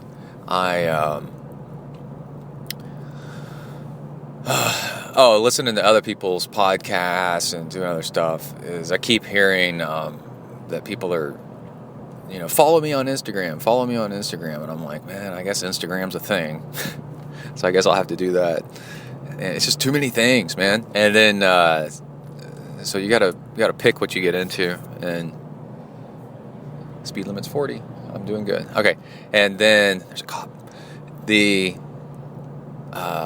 thing I figured out was how to get Instagram hooked up to Twitter. It's still too many steps and it's annoying, but whatever. So I took some pictures last night of some cool stuff and put it on. I put sunglasses on Roxy. She's got these pink sunglasses on. I posted that, and a picture of my beer that I drank, and I drank 2 beers because I liked it. And then I'm trying to remember what else I did. Anyway, there's some cool pictures up there. So follow me on Instagram. I'm ZenTri on that. And then the other thing is I'm trying to get to Kai's middle school here to pick him up. And the other thing is, last night on my run, coming back from San Diego, I'm like, man, throwing in hills, dude, those hills were awesome. And I did an out and back in 2 different directions, and I dropped the dog off halfway. And the hills were tough, man. Like, but you don't have to, what's so cool is you don't have to run all that fast or all that hard to get in a good workout if you just throw in some hills. That was nice. All right, I got to pick up Kai. I'll check y'all later. Out. Bing. All right. Oh, I got to drive to a meeting, and I was thinking about something. Turn off.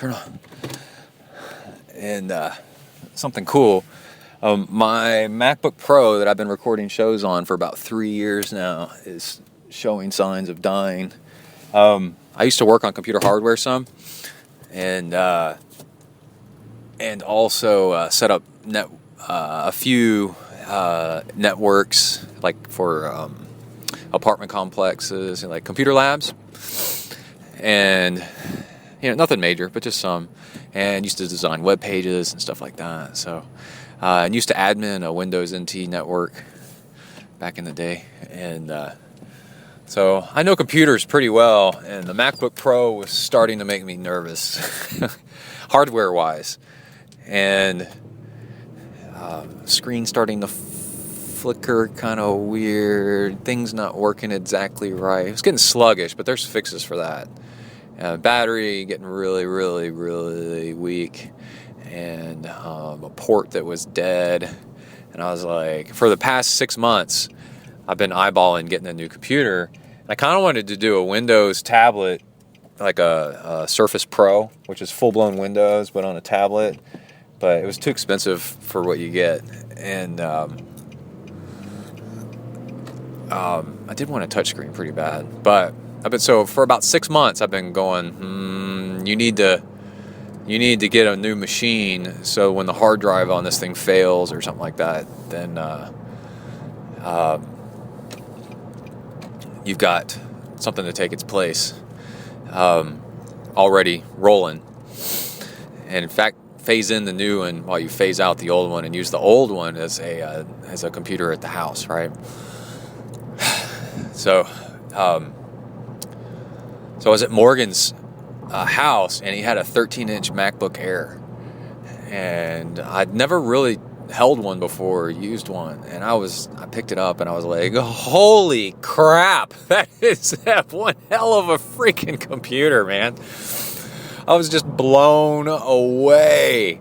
Like, the coolest thing that I noticed is I stood up and I held it in one hand to walk around the living room and go to the kitchen while I was doing like drinking a tea or something like that. And I was like, wow, man, that's really, really cool. And then Morgan goes, yeah, check it out, because it's flash drive, hard drive. You just close it and it turns off. You open it, it picks up. It's within a millisecond, right where you left off. It's crazy, crazy, crazy. So it's basically like an iPad, but with full-blown, operating system on it that's actually usable for desktop stuff. And like, I got to process podcast files is my big thing. So anyway, I got a MacBook Air 13, and I got middle of the line. Even though I really wanted the one with a little bit more RAM in it. But I'm just editing audio files. I'm not even really editing any video, so it's all right. And there's something to be said for what do you call it? Like when I talk about on the bike, the most important thing is how the bike feels.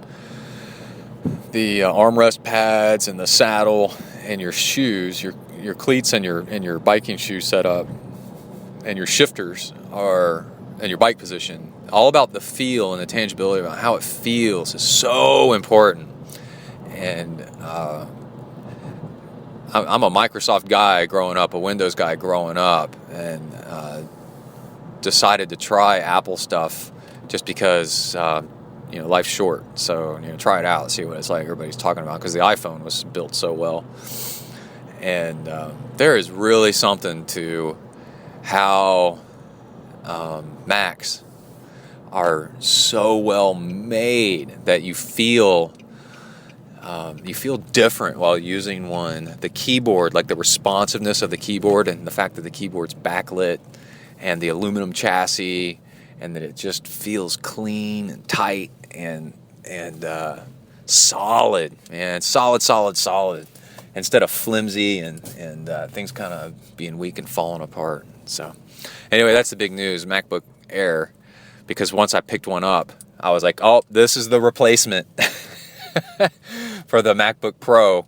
And it's been 3 years, so the MacBook Air is as powerful, pretty much, I think, as the MacBook Pro ever was 3 years ago. So it's, in fact, it might be more powerful. So anyway, that's it. I gotta roll out, bang. Hey, you gotta turn this thing off, dude. How do you do it? There we go. All right. What's the point? The point is, it is Tuesday morning, driving to W to the ERK, driving to work, and last night I did Scouts. So to get their Aquanauts either badge or skill award or something, belt loop, Kai's Cub Scout den, we went to the neighborhood pool and took it over and was teaching 3 boys and 1 little girl who's just adorable, and how to do different stuff. And I'll tell you in a second. I'm trying to get through traffic here. But the thing is I just show up and I teach them the stuff, and the moms, I've mentioned this before, the moms at Cub Scout age, pretty much moms run stuff, because the boys are still kind of clinging to moms just a little bit, but as they get older, they get tougher and tougher, and dads start teaching them stuff for Boy Scouts when they turn like 11. So when they're like under the age of 11, like 10 and under, moms kind of run things, and you actually have to restrain the dads, because the dads are a little bit too tough. Oh, he'll be fine. It's just a contusion. A few stitches will take care of that, You know, you don't want to emotionally scar these kids with being caught on fire and losing a finger, you know, with a machete. So anyway, so they had to jump in and swim 100, had to jump in deep water and come up to the top on their own and then swim 100 feet. So I have a 25-yard pool, so that's 75 feet. And then back a little bit. So to the other side of the pool and then back a little bit and then float and show that they can do a survival float. And then a few other things. And then they had to play a game in the water. And we played sharks and minnows, man, which is just ruthless. So you start off with one shark on one side of the deep end and then minnows on the other side. Everybody else is a minnow. And then sharks ready, minnows go. And the minnows have to try to swim to the other side without getting touched on the top of their head. And if you get touched on the top of your head, now you're a shark for the next round. And it keeps going like that. It's actually a ton of fun. And, the reach, throw, row, go thing. Taught them that. And Lynn, who's a really good swimmer, was the other instructor. She's a mom of one of the other kids. And she wanted to challenge me to a race across the pool and back to see who's faster. And I watched her swim, and I'm like, yeah, you're good. But I think I can get you, you know? And I said, I'll challenge you to make it more fun. We'll swim across the pool and back. So probably total about 25 yards because we're swimming across the deep end and back, so it's not that far. I said, I'll race you one arm. I'll swim one arm. And she just was like floored that I would even say something like that. And I said, no, I think I might take you. She was like, whatever. So we raced and I beat her. I said, I'll swim one arm. I'll swim right arm across and left arm back. And I actually beat her by like half a second. That was pretty cool. She was so mad at the end. And I just smiled. I'm like, hey, man, you know. So my secret behind one arm freestyle and one arm anything is I used to cheat all the time doing butterfly in practice. Butterfly is so exhausting. So on swim team, when the coach wasn't looking, I would do one arm butterfly, which is a lot easier than regular butterfly. So I got a lot of miles under me doing one arm freestyle, one arm butterfly, trying to avoid full butterfly. So I've got it down pretty good, surprisingly. And then the reach, throw, row, go. So I had them yell it every time before we started doing anything. And what that means is if somebody's drowning, there's a really big risk that you'll die if you go in after them. So you only go in the water after them as a last resort. So the first thing you do is you stay on the side and kind of reach for them. And we had a pole, as well. And then next you throw like a ring with a rope or even just throw a life jacket at them, something. And then the next thing is if you have a boat, row out to them. But see, all these things, you're still not in the water. You don't want to get in the water. It's a last resort. And then the last one is go. So reach, throw, row, go. And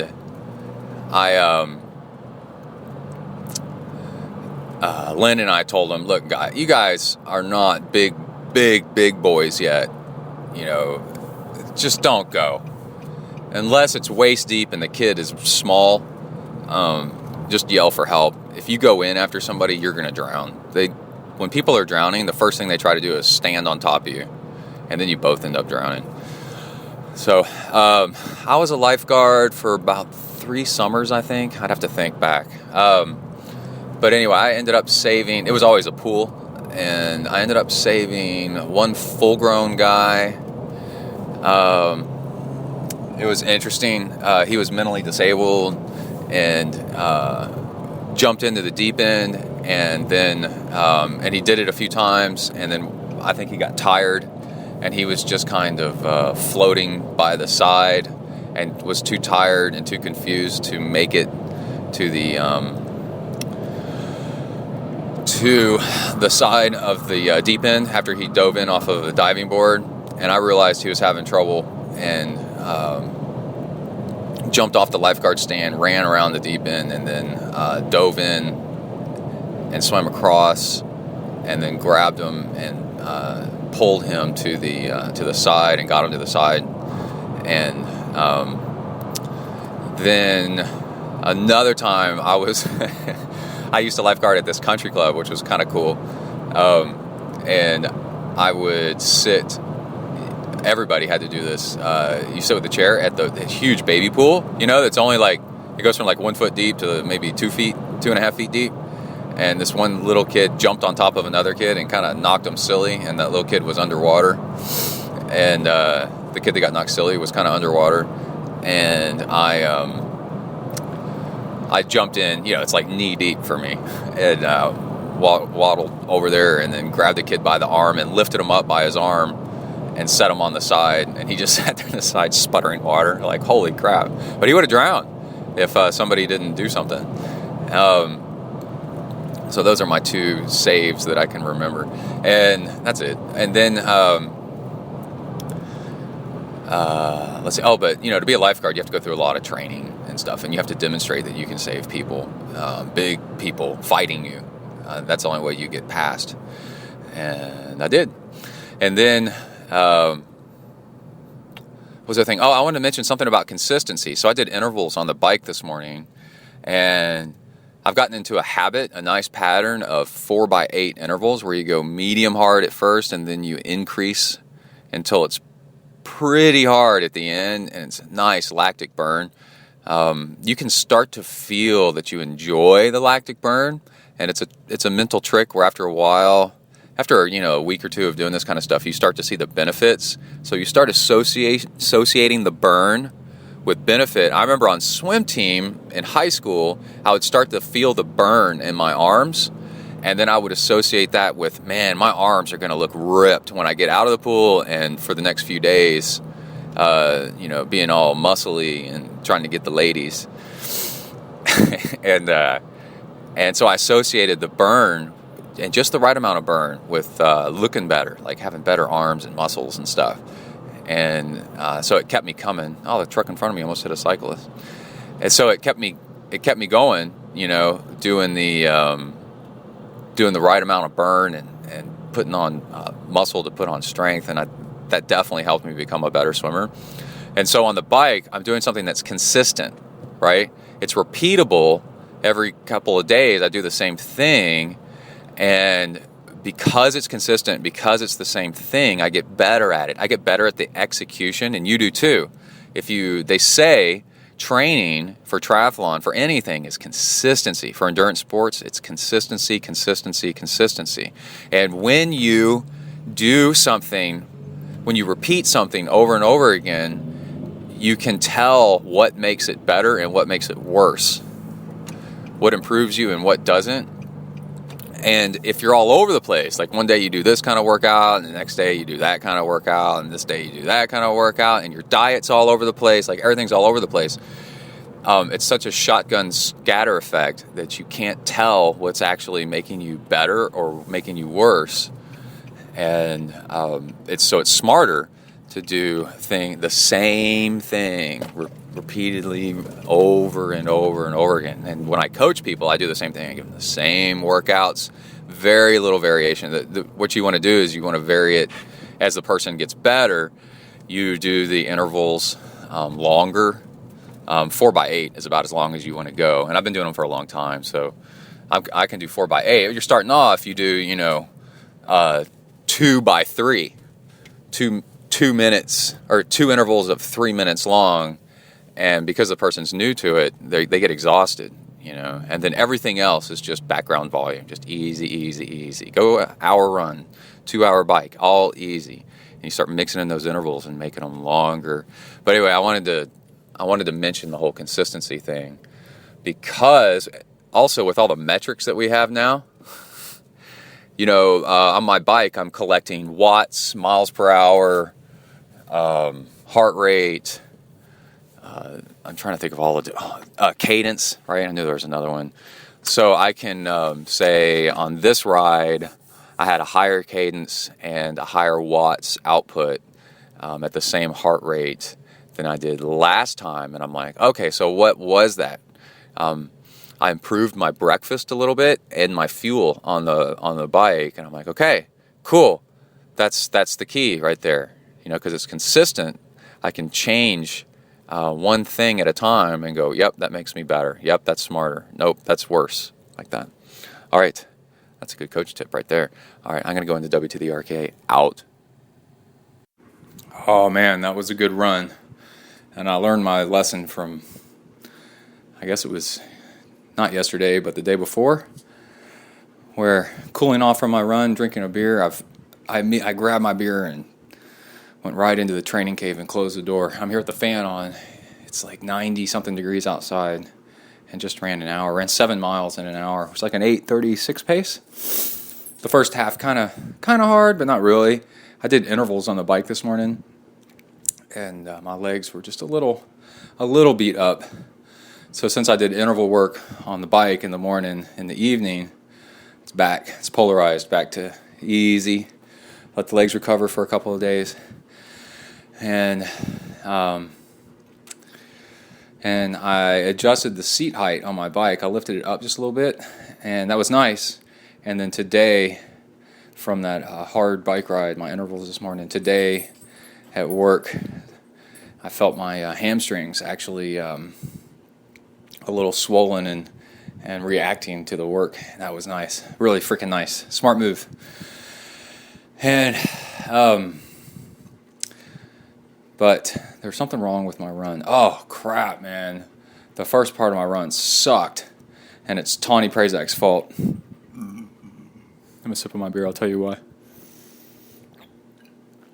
So Tawnee and I were going to record news when I got home from work, and then I got the time zones wrong, and I thought she meant 5:30 my time, but really that was what we really decided on was 9:30 my time, which is too late to be up recording news, because we'll talk for like an hour. So by the time I got home and realized that, I had told Emily that I was going to be on the phone doing an interview for like an hour plus. And then so Emily goes off and runs errands, and then decides, she said that, this is Tawnee and Emily's fault, she decided to have a little bit of me time, is what she called it, and took freaking forever to get back, and didn't get back till like 7 or something like that. And then she wanted to eat, and in the meantime,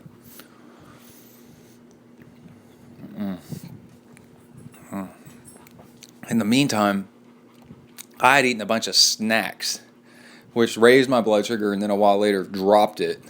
And so now, 7:30, Emily wants to go run, and I feel like crap. So the lesson is, don't eat a bunch of crap food while you're away. Well, the lesson is communicate better, because it ends up screwing up things. And then when your schedule's screwed up, you end up making dumb decisions because you don't know what's going on. What I should have done, as soon as I realized that the interview with Tawnee was off, which again is totally her fault, then, by the way, I got told I sound like a hippie stoner or something like that on this podcast. I wish, dude. I don't have that luxury. But anyway, I should have texted Emily or called her and said, look, interview with Tawnee's off. Can you come back? Let's do dinner, and then that way we can have a nice run. But what I did was ended up eating chips and like a Kind bar, like wafer kind of thing, and peanut butter and jelly sandwich, which was all good. That's good, because I made a healthy peanut butter and jelly sandwich with Ezekiel bread or Genesis bread or Harvest bread or something like that. But in the end, I ended up eating too much sweet stuff and then crashed a little bit. So Emily comes in and starts saying, come on, we're supposed to go run. I'm like, look, lady, I'm laying here in bed trying to relax for a minute to get my energy back up, and had to drink a cup of coffee to get my adrenaline going again, because I was shot. And I was mad. I was mad at her, and she's coming in telling me to get up and that we were going to go run. And I'm like, you don't understand. I'm trying to get up. I feel like crap because you took your me time and went off shopping for extra long time. But it's not her fault because I was wrong about the. Tawnee was wrong about the exercise time, about the interview time. Shit. But anyway, so cool stuff happened on the run. First half of the run was Emily and Kai were going with me. Kai didn't want to run. He wanted to ride his bike. And I said, cool. And I said, hey, how about you try something? Since you skipped your running practice this morning, or your biking practice, or whatever they do on triathlon for kids. It's a lot of grab ass, I think. a lot of playing and falling down and stuff. I said, hop on your road bike, and then anytime we go uphill, sprint up that hill. And by the time we cover about 3 or 4 miles of that, at the bottom of the hill, come to almost a complete stop. Stay on your pedals, and then accelerate up the hill and sprint up to the top. And after about 4 miles of that, you're going to be done, dude. And that'll feel good, and it's a good workout. And he goes, okay. So he totally did it, and I was really proud of him, man. We got back to my house, and he rode his bicycle down the street, no hands, with his arms up over his head, like he saw the guys doing on the Tour de France winning the stage last night. And he pretended like he was zipping up his jersey. He was just wearing a t-shirt.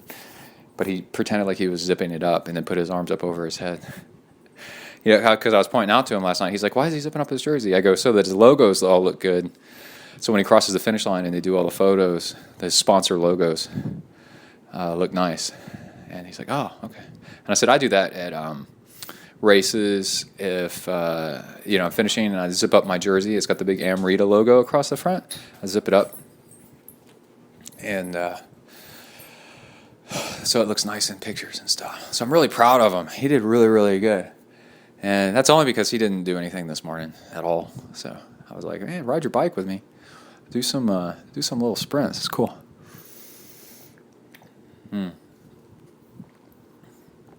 And there was something else, but now I can't remember what it is, so I'm going to enjoy the rest of my beer and relax. All right, out, bang. All right, I think we're getting close to the last entry for the training log, and I have a green smoothie here. I just went and swam. I did 4x8 minutes hard, progressively harder, until it burned really good towards the end. Nicely. Burns nicely. Like, nice burn, you know? And hold on, green smoothie. I'll tell y'all what's in it in a second. I thought I'd kind of freewheel it, I guess, in the pool this morning and say, you know what, I'm just going to let it slowly burn nicely for an interval and then kind of see how long it is until I'm almost done. And just do it naturally. Let the body tell me when to stop doing it. Guess what? It was 8 minutes. So the reason I do 4x8 is a study that showed that 4x8 minutes with about, I don't know, you rest in between to recover, showed the greatest response in athletes as far as improvement. And they compared it to like 4x4 and I don't know, other stuff, 4x8. And I was thinking about it while I was swimming, and 8 minutes seems to be, like, why is 8 minutes so good? And it's for endurance sports instead of explosive sports. It really does seem to be the magic time. 8 minutes. You've got to settle into it for a little bit, and you got to train yourself not to go too hard because you can blow up because it's 8 minutes long, So it's long enough where you've got to teach yourself some pacing, and then it's also long enough where you've got to endure some sustained lactic acid burn build up in your system, and your body learns to use it as fuel, to flush it out, all kinds of good stuff, to process it, to not be scared of it. And then, so it seems to be really long enough to really teach a good lesson and have a really good effect. Because you gotta hold it, for a long time. But then 8 minutes is also, it's not so long that you end up, cooking yourself. And then you can always cut it short, I guess. The old ladies at the pool, especially the one I've talked about from like Guatemala or something like that, they're like, "You're too skinny. You need to eat something and put on some weight." And I said, "Put on weight? I've gained 10 pounds in the past month." And they go, "Oh, well then that must be muscle." I was like, "Yeah, I think it is." My weight's gone up, and you're on the right track, and it's not just you thinking that when other people start commenting on it. So that goes back to my theory on when are you a triathlete. Lots of people like to ask themselves this: when are you actually a triathlete? And because when I first started doing triathlon, there's a difference between doing triathlons and being a triathlete. Triathlete's like the lifestyle and the mindset. And years ago when I first started doing this stuff, I kind of wondered at first, when am I a triathlete? Just because I've done a triathlon, I don't really feel like a triathlete. And then after doing triathlons and training for them for like a year or something like that, somebody else just introduced me as a triathlete to somebody else. And then I realized when other people start introducing you as a triathlete, then you're a triathlete. And it works pretty well, because if you stop doing triathlons long enough, people will quit calling you a triathlete, and then you're not a triathlete anymore. And it's cool because it's irrespective of distance or any kind of stuff. I think the title Ironman is almost permanent. Once you've done an Ironman, you're an Ironman for life, because it's a huge accomplishment. So it's kind of like being a president or a governor. You get to hold the title till you're dead in the gray zone.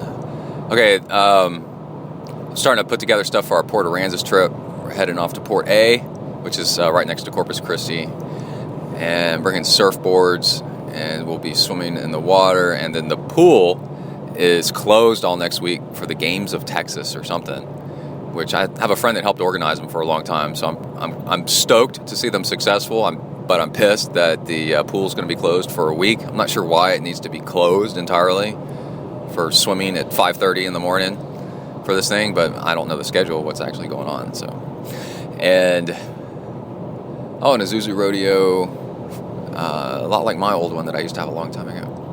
And green smoothie. So while we're at the beach, I'm gonna have to really torque up the swimming and paddleboarding around to wear my arms out. The car in front of me just threw a freaking cigarette out, so I'm flashing my brights at him like, "You jerk." Freaking hate that. A lit cigarette, like sparks and crap just like flew out all over the place. Don't do that, people. That's how you start grass fires and stuff. Anyway, if you ever go clean up a beach or clean up a creek channel or whatever, or a parking lot, look how many cigarette butts there are on there, and that stuff doesn't go away. It's made out of like fiberglass and stuff. Anyway, green smoothie. Okay. At the beach, because I'm not gonna be able to swim for a week unless I go find another pool, then what you do is really overdo what it is that you're not going to be able to do. So really wreck your arms, and you'll need a week to recover from that. See? Works. And surfing and paddling around on the surfboard, I can do that and really make my arms tired by the last day. So, green smoothie. So I've got a Vitamix blender, which there's a video online with me and Rich Roll at my house using my Vitamix, which is pretty cool, and jamming it all the way to the top with stuff. What's funny? Oh, I just remembered blueberries would be really nice. But my quick fix for a green smoothie is any kind of leafy green. Lately, I grabbed spinach, baby spinach, and then carrots. And then to sweeten that up, I did, I don't know how much, just dose it with Odwalla Superfood, which is another healthy green juice. But that's pretty sweet because it's mostly apple juice or something. And let me have a sip of it. It's got me thirsty now. and today's my 41st birthday. And that was cool, waking up to balloons and crap like that Emily puts out, and Kai. And a birthday card that lit up like a lightsaber. And let's see. So the rest thing I put in the smoothie is ground chia seeds, and hemp powder. Hemp powder is pretty interesting in that it is a genuine freaking badass food. It's green, it's got lots of chlorophyll in it, it's got protein in it, it's got oil in it. I mean, like, all around, man, stuff is great. So I'd have to look on the package if it's ground up leaves mixed with the seeds. Stuff's super good. It actually tastes pretty good too. And it's more on the nutty side instead of the bitter side, I think. And so like a couple big spoonfuls of that in there. And I think that's it. All right, I'm at W to the ERK. Out. I forgot, I wanted to mention, I'm going to try to do this when I'm putting on my socks. No, I can't do that. Anyway, yesterday when I was on the bike, I was watching a video of on YouTube of the Abu Dhabi 2013, it might have been the 2014. But anyway, the most recent, I think, Abu Dhabi triathlon, which is a mix of sprint and long course. And it was pretty cool. And what's really cool is at the beginning of it, they have Jodie Swallow leading the women's swim, and you can actually see her form and technique. And it's high cadence, wide arm swing, right? Because you use the momentum of the arm swing like you're throwing a baseball over and over and over and over and over again. Just bam, bam, bam, bam, bam, bam, bam, right? And so two things off of this is, one, it's really enlightening and inspirational and motivational to see somebody kicking ass swimming, and it's like, oh wow, I can swim like that, right? Without ever watching the video, you would never really know or get inspired on what's going on. And then two, take that into the pool and try it yourself. And higher cadence means less effort, less force, less torque, and or else you'll burn up. You got to remember that when you try the higher cadence stuff. You don't need to pull or push as hard, but the RPMs are higher, and it ends up. So on the bike, on the trainer, I did higher cadence, and I went, instead of doing like low 80, I did low 90 cadence on the trainer, and it actually put out a few more watts. It was pretty nice. So, but you have to train yourself to do it, and after a while, it's not that bad. So anyway. Go watch that video, man. Abu Dhabi, the most recent one, Jodie Swallow on the swim. It's freaking badass. She's a machine. All right, out. Yo, I'm on the way to the hardware store to get straps for the surfboards for the roof of the car. I used to use, and they work quite well, but they won't work on the Xterra bars because the bars don't hang off the side. They don't poke off the side. And so I used to use inner tubes off of bikes, like mountain bike inner tubes work really well because they flex a little bit. And so now I'm gonna do cam, activated tie down straps, because that'll actually work better for what I'm doing. And I actually do have tie down straps from when I used to have motorcycles and a pickup truck, Ford F-150. And then put it in the back, tie it down with the hooks, drive it somewhere, and then go ride it. And those aren't going to work because those tie-down hooks have hooks, and I need something that doesn't hook. I need something that straps, and so I'm on my way to do that. Anyway, I had a really cool experience today.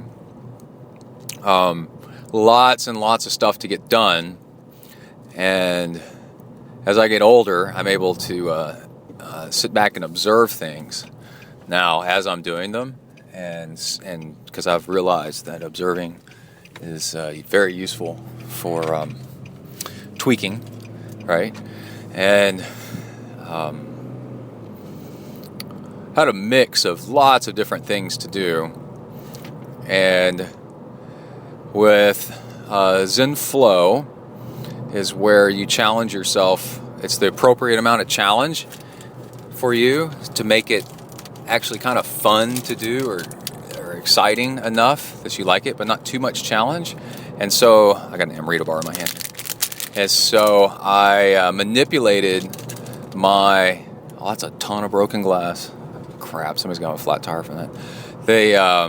I manipulated what I did, my schedule, so that I had just enough time to do the stuff that was boring before it was due, so that it was exciting, so that I was into it.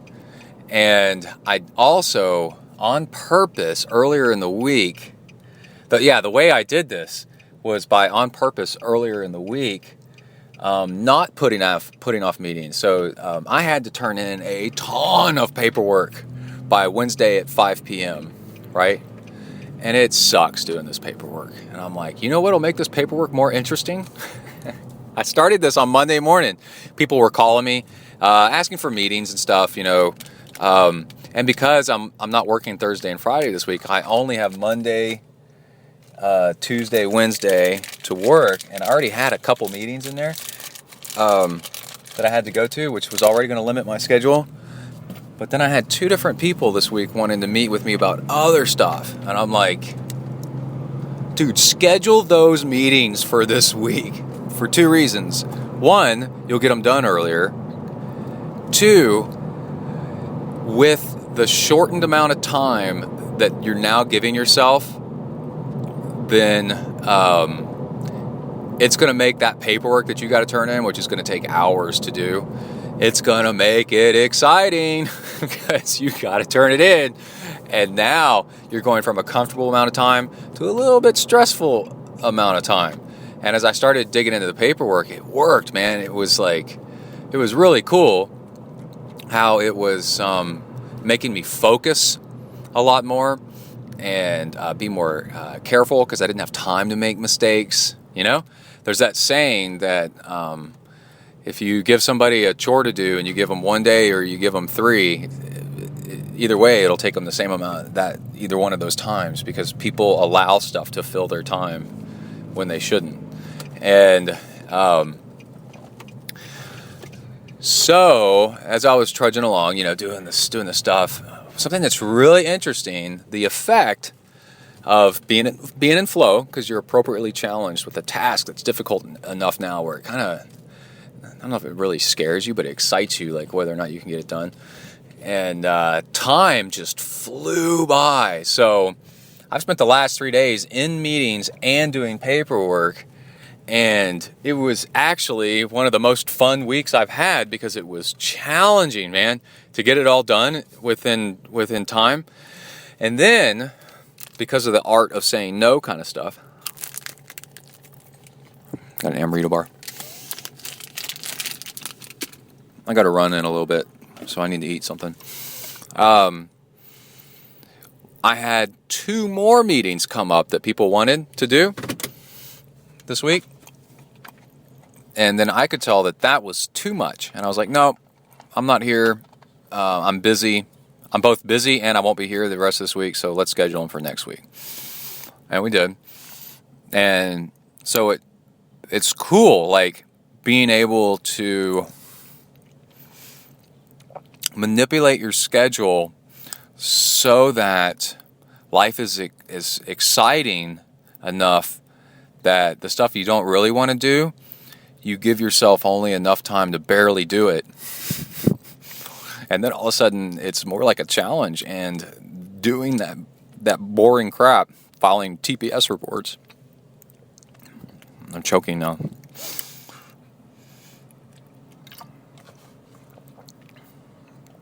It's now so exciting that time actually flies by, because you're so in the zone, and like any kind of interruption, you're like, I can't talk right now. I got to do this, And this is just a coincidence, but it's so funny. My boss is leaving at 5 p.m.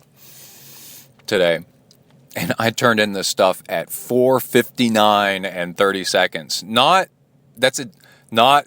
rushing to get it done in exactly that time, but that's how well I timed it. Just doing quality work, it just happened to end at 4:59 on the dot when I put it in her tray. It's kind of funny. Anyway, I thought I'd comment on that.